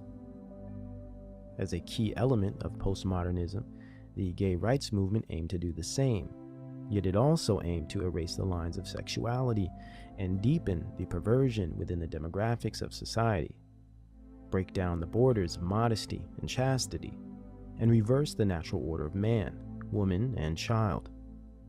By appeasing the convicted spirit of a small minority, by forcefully convincing the world that the unnatural and perverted was normal and deserving of praise.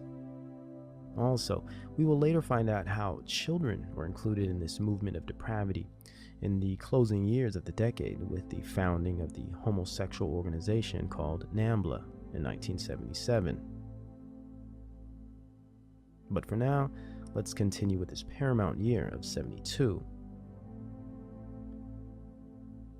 By now, gender and sexuality were so politically important that they completely smothered the Black liberation movement into unconsciousness, as the anti-war front was on its way out right behind the civil rights movement, and as Nixon slowly pulled out troops and now discontinued the requirement of a military draft. Protesters and activists seemed to completely lose interest in the cause, dispersing full on by 73, and became more concerned with the mainstream pop culture, which was altogether void of its former political tone of the 60s, and was now a loose, doped up and chilled out, funky and cynical theme park for the down and out, the desperate and eager, fearful and loathing, lost and unfound.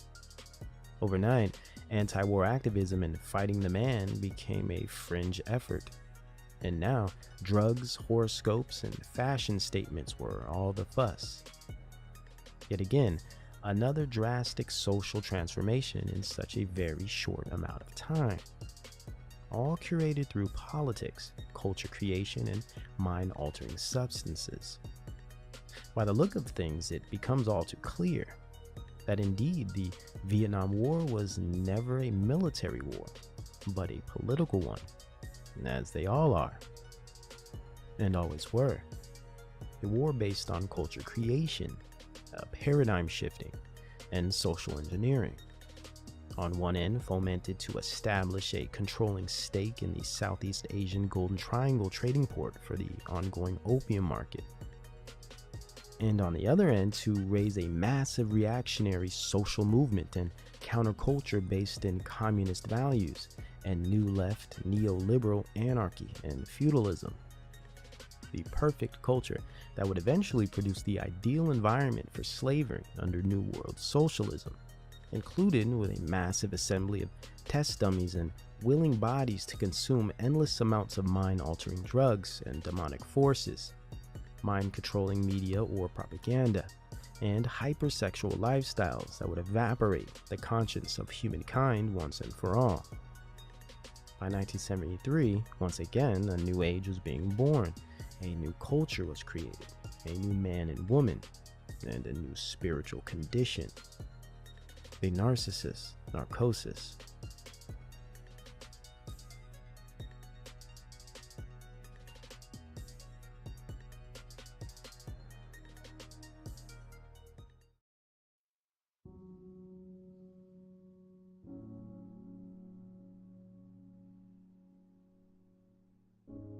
In 1972, the country was divided, dazed, confused, and subdued. The reaction to the problem of war in Vietnam was achieved, and now the solutions would be formed. New domestic industries, markets, and subcultures had been birthed. America was now a beaten, rebellious, and reckless society, a modern Babylonian sex cult. And the film industry would, by design, reflect this. The 1972 films like Clockwork Orange and blaxploitation film Superfly would depict this climate of utter depravity perfectly.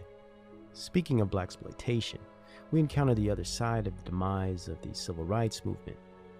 While feminism and gay rights pushed black liberation into the shadows, at the same time, blaxploitation aimed to detract the focus and shatter the reality of the black population as a whole. Hardly a year after the death of Panther Fred Hampton, the blaxploitation era began, officially ending any potential of development in the black community, done so by corrupting the culture, in turn possessing the spirit, and re-engineering an entire people. This all began in 1971, and right out of the Black Panther Party. So let us rewind back to '66 to set up the development. As we discussed in part 2 of the series, Time Life magazine photographer and Office of War Information agent Gordon Parks was assigned the position of documentarian for the Black Panther Party in 1966 under the auspices of the Central Intelligence Agency. In fact, even prior, he had always made a career out of taking visceral and poignant imagery of the Black American experience, though his talents were used for espionage and the covert surveillance of the civil rights movement. A wolf in sheep's clothing, a hired mole, Parks would not only photograph the Black Panther Party, but he would also play as an intelligence agent for the US government, along with numerous other plants within the party like Columbia University man and Jewish leftist fundraiser David Horowitz, whom once the party was dismantled in '69, joined the CIA front publication Ramparts magazine as editor, and today is shockingly a right-wing conservative. Interesting. Horowitz was also an employee for the Peace Foundation of London under Fabian socialist and eugenicist Bertrand Russell.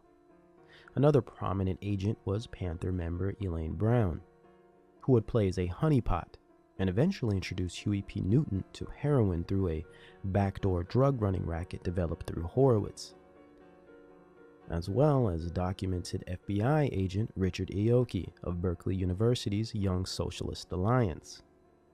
He joined the Black Panther Party in 1966. As a top-level informant, Aoki was commissioned to provide the party with an arsenal of weapons to radicalize the group. At this point, the party took on a much more aggressive and confrontational direction.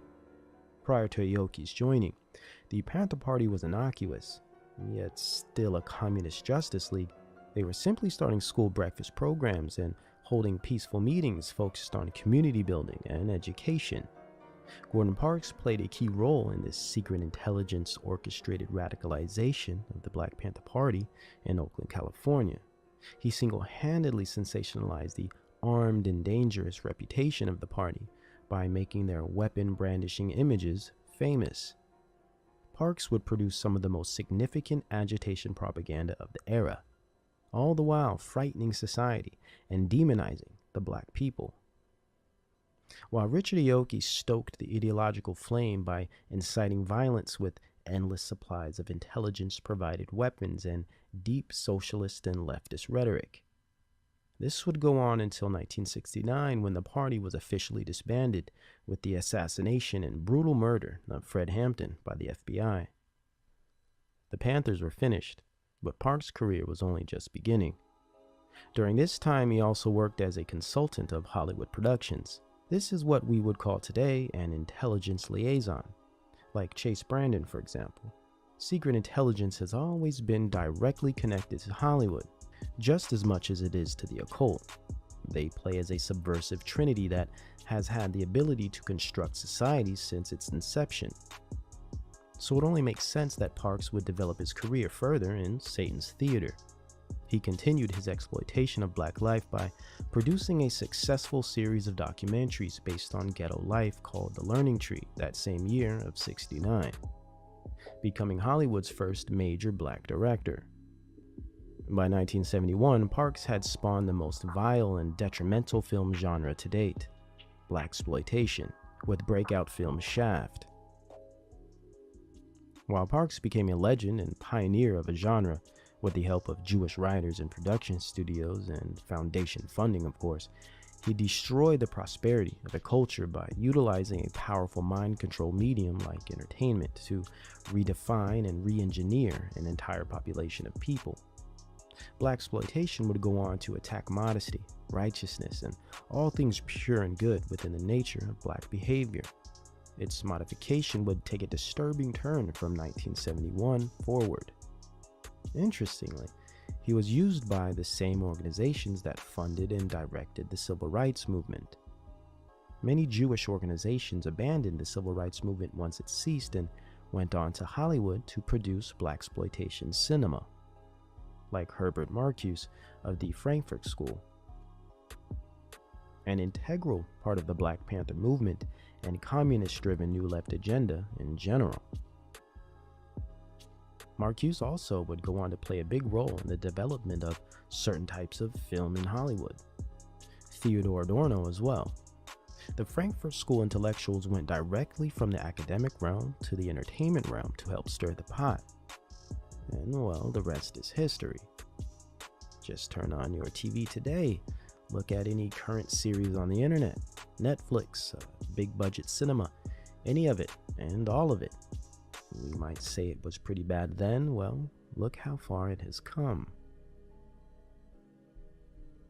Mind control programming and entertainment, soul-sucking garbage. Further connecting intelligence, the occult, and stagecraft media entertainment. Back to Gordon Parks. By 1972, and in typical fraternal brotherhood fashion of the elite, nepotism kept the blaxploitation genre moving swiftly. A genre that I consider an intelligence-manufactured MK Ultra program, most likely cooked up in the Tavistock Institute. Gordon Parks Jr. would release the silver bullet film that defined the genre, Superfly.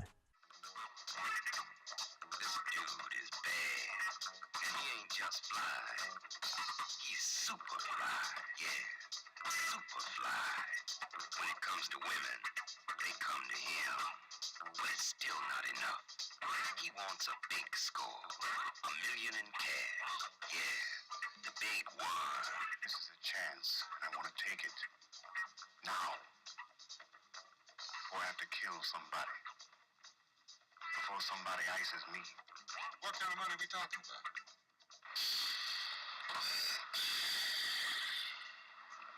That much? Pretty now, then I took all this chance for nothing. And I go back to being nothing, working some job for chump change day after day, because that's all I'm supposed to do. Then they gonna have to kill me, because that ain't enough. Ain't I clean, bad machine, super cool, super mean, feeling good for the man, super fly, here I stand, secret stash, every brand, baddest bitches in the band, I'm your pusher man. Can a super fly Harlem dude beat the system? He's got a plan. Just stick it to the man. He's super hood, super high, super dude, super fly. It was released in 1972 and started the pimp and hoe, smoke and blow culture of the 70s. One that would continue for decades and is still very live and well today. As Gordon Sr. passed the torch, his son would drive the dagger a bit deeper into the hearts of a culture with his smash hit and cult classic, Superfly, where drugs, violence, and lust became fashionable and endearing. And of course, striking a fierce dialectic politically in society by sexualizing and objectifying women on screen during the height of the women's liberation movement, which was also the same time as the height of the sexual revolution. 1972 strangely produced the strongest feminist movement and objectification of women media productions all in the same year. Another excellent example of agitation propaganda, and especially when you confirm that the CIA was, for one, behind the formation and guidance of the feminist movement, and two, behind the production studios that were releasing consecutive smut material, like the early adult film Deep Throat that took in 1 million at the box office that year. The book Joy of Sex was a bestseller, and Playboy was a lead publication nationwide. Interestingly, the feminist movement focused on support of lesbianism and denouncement of female sexualization. Yet it simultaneously promoted free love and irresponsible sexual relationships for women. Not to mention, blaxploitation films shamelessly promoted prostitution, rape scenes, and black women as harlots and swindlers. Yet the same year, the first black woman in history ran for president, Shirley Chisholm. If one wants to seriously screw up the mental state of a society, this is surely one way of doing it. Blaxploitation films would continue and increase in their depravity throughout the decade. Notorious films like The Mac would solidify pimp culture and drug dealing in the inner cities. Actress Pam Grier in her films like Coffee and Foxy Brown would indoctrinate women with a Jezebel spirit that is still extremely prevalent today and cannot be missed anywhere in Hollywood or the entertainment industry.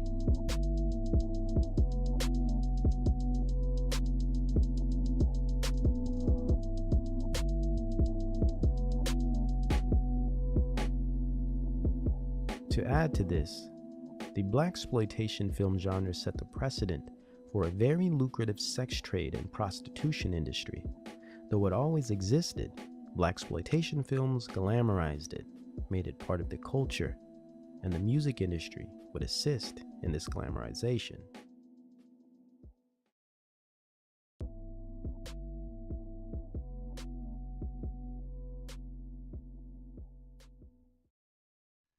To be accurate, Parks cannot actually take credit for creating the first blaxploitation film. In fact, it was first done by a lesser-known, independent producer named Melvin Van Peebles, with his sloppy and perverse film Sweet Sweetback's Badass Song, which was no more than a sad excuse for a black liberation flick that relied on sex, vulgarity, and violence to retain viewership. Brazen and cheap, it opened with a graphic pedophile scene, as well as a typical black buck sex scene that foreshadowed the adult industry that was getting ready to take off in a few years. And again, the nepotism continued with his son's work, Mario Van Peebles, who would later continue the debasing legacy of Van Peebles Sr. by creating a new age blaxploitation era of his own with his cult classic film New Jack City in 1991. which set the stage for many other hustler and thug films that complemented the gangster rap industry wave of Dr. Dre and Snoop Dogg. Coincidence? I think not. So blaxploitation has never ended and is as alive and well as it was in 1972. But in 72, things were just forming, and new waves of cultural influence were being created for very little money, but at the spiritual expense of millions. Blaxploitation became a cold-blooded social weapon, and as Curtis Mayfield quoted, a commercial for cocaine, settling the precedent for an up-and-coming adult film industry and lucrative drug market, especially the cocaine market, that would hit its peak in 1977 and wreak havoc into the 80s with crack. Blaxploitation films would take a historical seat in the archives of classic social engineering media, feeding into the debasement of culture and the proliferation of the prison industrial complex, once again by establishment intelligence and foundation-funded production studios. Blacks were used to not only destroy themselves, but to create demonic culture and assist in the demoralization of a nation. And the 70s is where it all took place.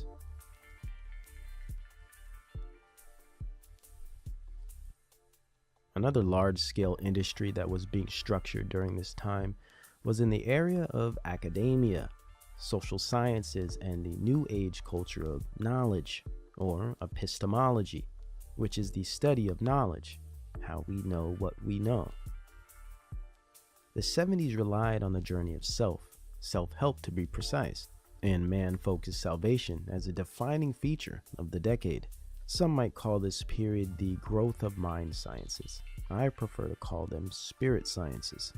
And it is understood that many of these sciences already existed and had quite the following, like L. Ron Hubbard and his Scientology cult, for instance, as well as the work of Alan Watts and those like him, whom were both intelligence operation representatives.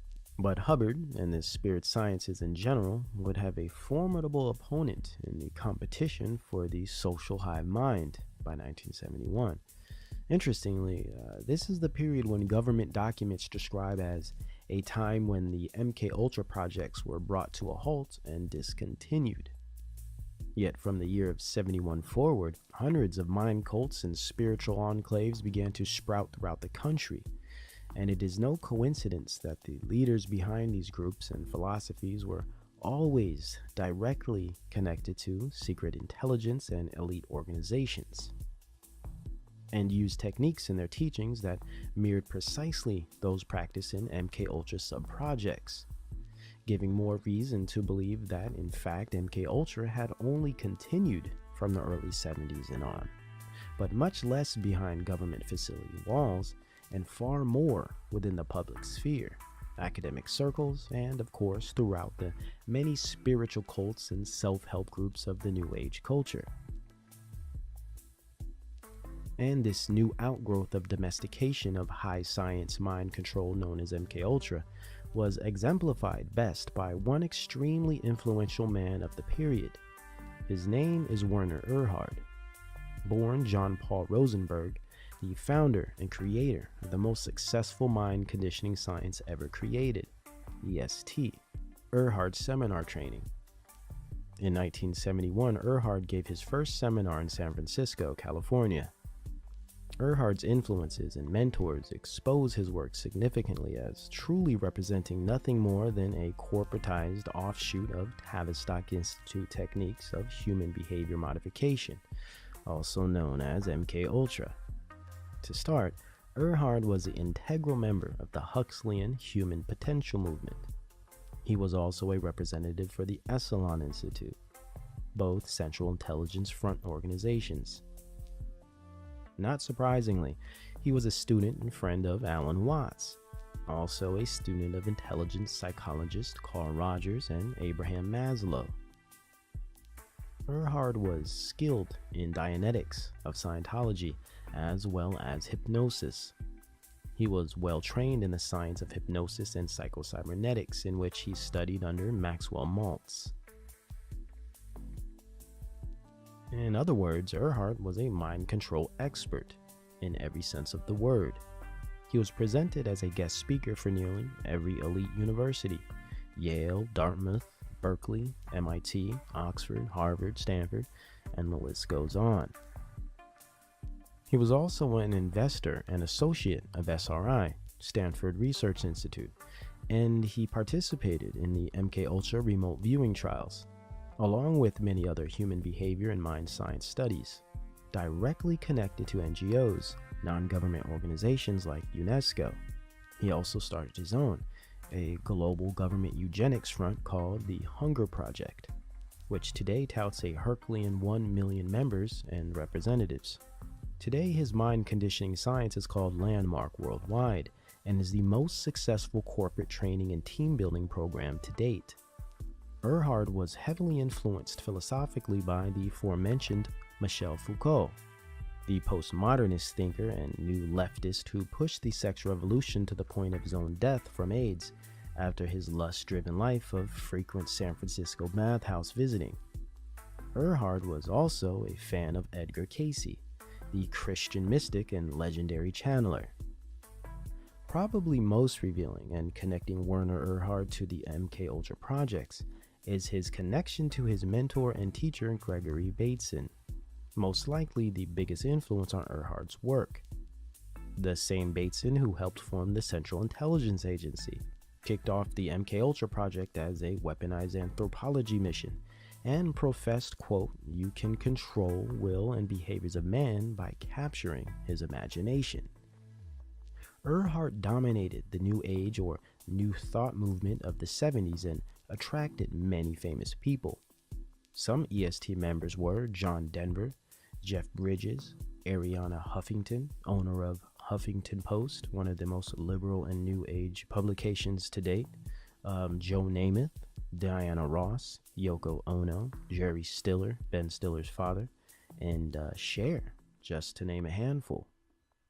Hundreds joined, and many still promote the mind conditioning seminars to the current day. Werner Erhard was also a student of the mind control program called Mind Dynamics of Alexander Everett. This was the conditioning platform that Erhard constructed his EST techniques after. From 1971 to 1984, EST was established as a kingpin in the industry of thought management and fringe psychology through techniques of Gregory Bateson, hypnosis of Mesmer, cybernetics of Maltz, conditioning of Everett and Silva, along with many other influential elements. Erhard initiated millions of followers in a single decade, which turned out to be the most successful human potential movement and mind control programs since the counterculture and Woodstock, even Esalen Institute itself. Though the program was removed, then switched to a different name in 1984 due to the death of a participant within the seminar, aside from the figures like Hubbard, Watts, and Krishnamurti, Werner Erhard was surely one of the most prominent figures in terms of establishment-produced social mind control of the 70s, a perfect specimen in which the Macy conferences aimed to manifest over time, and were successful in doing so. What we see today as motivational speakers, positive thinking, law of attraction, multi-level marketing, self-help literature, and corporate team building or group dynamic training seminars all come directly out of the mind conditioning work of Werner Erhard. Another very influential aspect of this New Age spirit science of the 70s was the impact of Eastern mysticism, Zen Buddhism, and Hindu teachings. Though more spiritual and less mechanical and psychological, as in Erhard's work, Eastern mysticism became a trend and encapsulating process of mind control of the time. As in EST, these mystic teachings of the East were heavily supported and promoted by celebs and entertainers, even politicians and elite establishment organizations like the United Nations.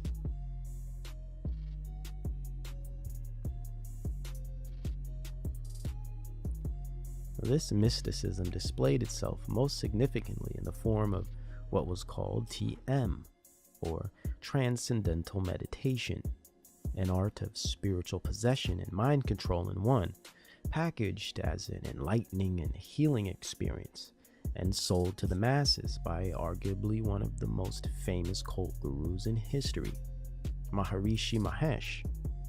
Though Maharishi made his movement global in the 60s with the help of groups like the Beatles and the Beach Boys, by the 70s, TM became a household name, boasted millions of followers worldwide, and even developed university-level courses, as in the Maharishi University of Management curriculum in Santa Barbara, California, and also in Fairfield, Iowa. The overarching realities of these mind dynamics and spirit sciences is that they embody all of the age-old lies of Genesis 3, of Gnostic godhood, and salvation through self. Moreover, the denial of God and the requirement of salvation through Christ and Christ alone. Therefore, it has always been imperative that the establishment not only perfect their sciences on controlling the mass mind and spirit, but to also produce many subgroups, cults, and gangs that reflect the same motivations and results. The goal has always been to corrupt the spirit and embellish the ego, and ultimately erase the Christian morale and gospel of our needed Savior and Messiah. On the surface, these cults are usually written off as merely economic schemes and money scams by clever con artists. But esoterically, they have always been about mass mind control and subverting large populations in efforts to create neo-pagan feudalist subcultures that would assist in the facilitation of social engineering projects, and eventually resulting in a hedonistic global citizenry of serfs and cattle farm megacities. By accomplishing this, the moral standard is corrupted and society is compartmentalized into social groups that may differ in appearance or even practice, yet have the same base worldview and spiritual direction, such as humanism and flesh consciousness. This worldview and spirituality will always be antichrist and always be self or in-group focused. Hence our epidemic today of selfie culture, hyper-environmentalism and pseudo-conservation, narcissism and identity politics, lust programming, essentially in-group dynamic mind control and macro conditioning. Therefore, through these subgroups and thought cults like TM, Scientology, or EST, the establishment produces a broad strata of managed perspectives and identities, formulated at the core by occult practices and esoterics, with humanist ideals. Done so through the manipulation of culture by utilizing drugs, network media, entertainment, the academic system with an invented expert class, and various influential personalities and celebrities.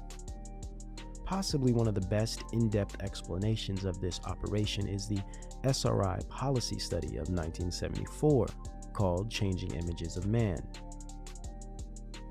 It describes this undeniable argument with striking documentation and step-by-step methodology. Anyone that would attempt to refute these findings would find it in their best interest to research these detailed studies first. The 70s posed as a prime era to produce many leaders to run countless groups that would over time form large populations of mind-controlled individuals that, by proxy and default, would create cultures and movements that reflected the teachings and belief systems of those leaders. Names like Alan Watts, Krishnamurti, student of Helena Blavatsky, Maharishi, Osho, Erhard, Leary, Hubbard, were all examples of these initiated leaders of the era, all of which, though differing in aesthetics, still held the same root doctrine of salvation through self, occult practices, and antichrist ideology, plus financial ties and training directly connected to elite foundations, special intelligence, and/or occult secret societies. We would consider these practices in areas of 70s mind control as the light spectrum of magic, angels of light, or enlightenment. But what about the dark spectrum, the black magic and dark occult rising movement of the 70s? As much as there were gurus and yogis promising salvation through searching within and happiness through meditation or conditioning the mind, there were leaders and occultists selling the same message, yet providing a much darker approach to finding its destination. And of course, media entertainment, artists and celebs, and social trauma-based mind control to accompany it. 3,000 years ago, Lord Buddha taught the same message of transcendental meditation to his disciples when he said, gain nirvana, eternal freedom through meditation. 2,000 years ago, Christ taught the same message of transcendental meditation when he said, kingdom of heaven is within you. Thereby he meant that you are carrying a pool of bliss within, and therefore take your mind to that inner pool of happiness and come out blissful and happy. Enjoy the world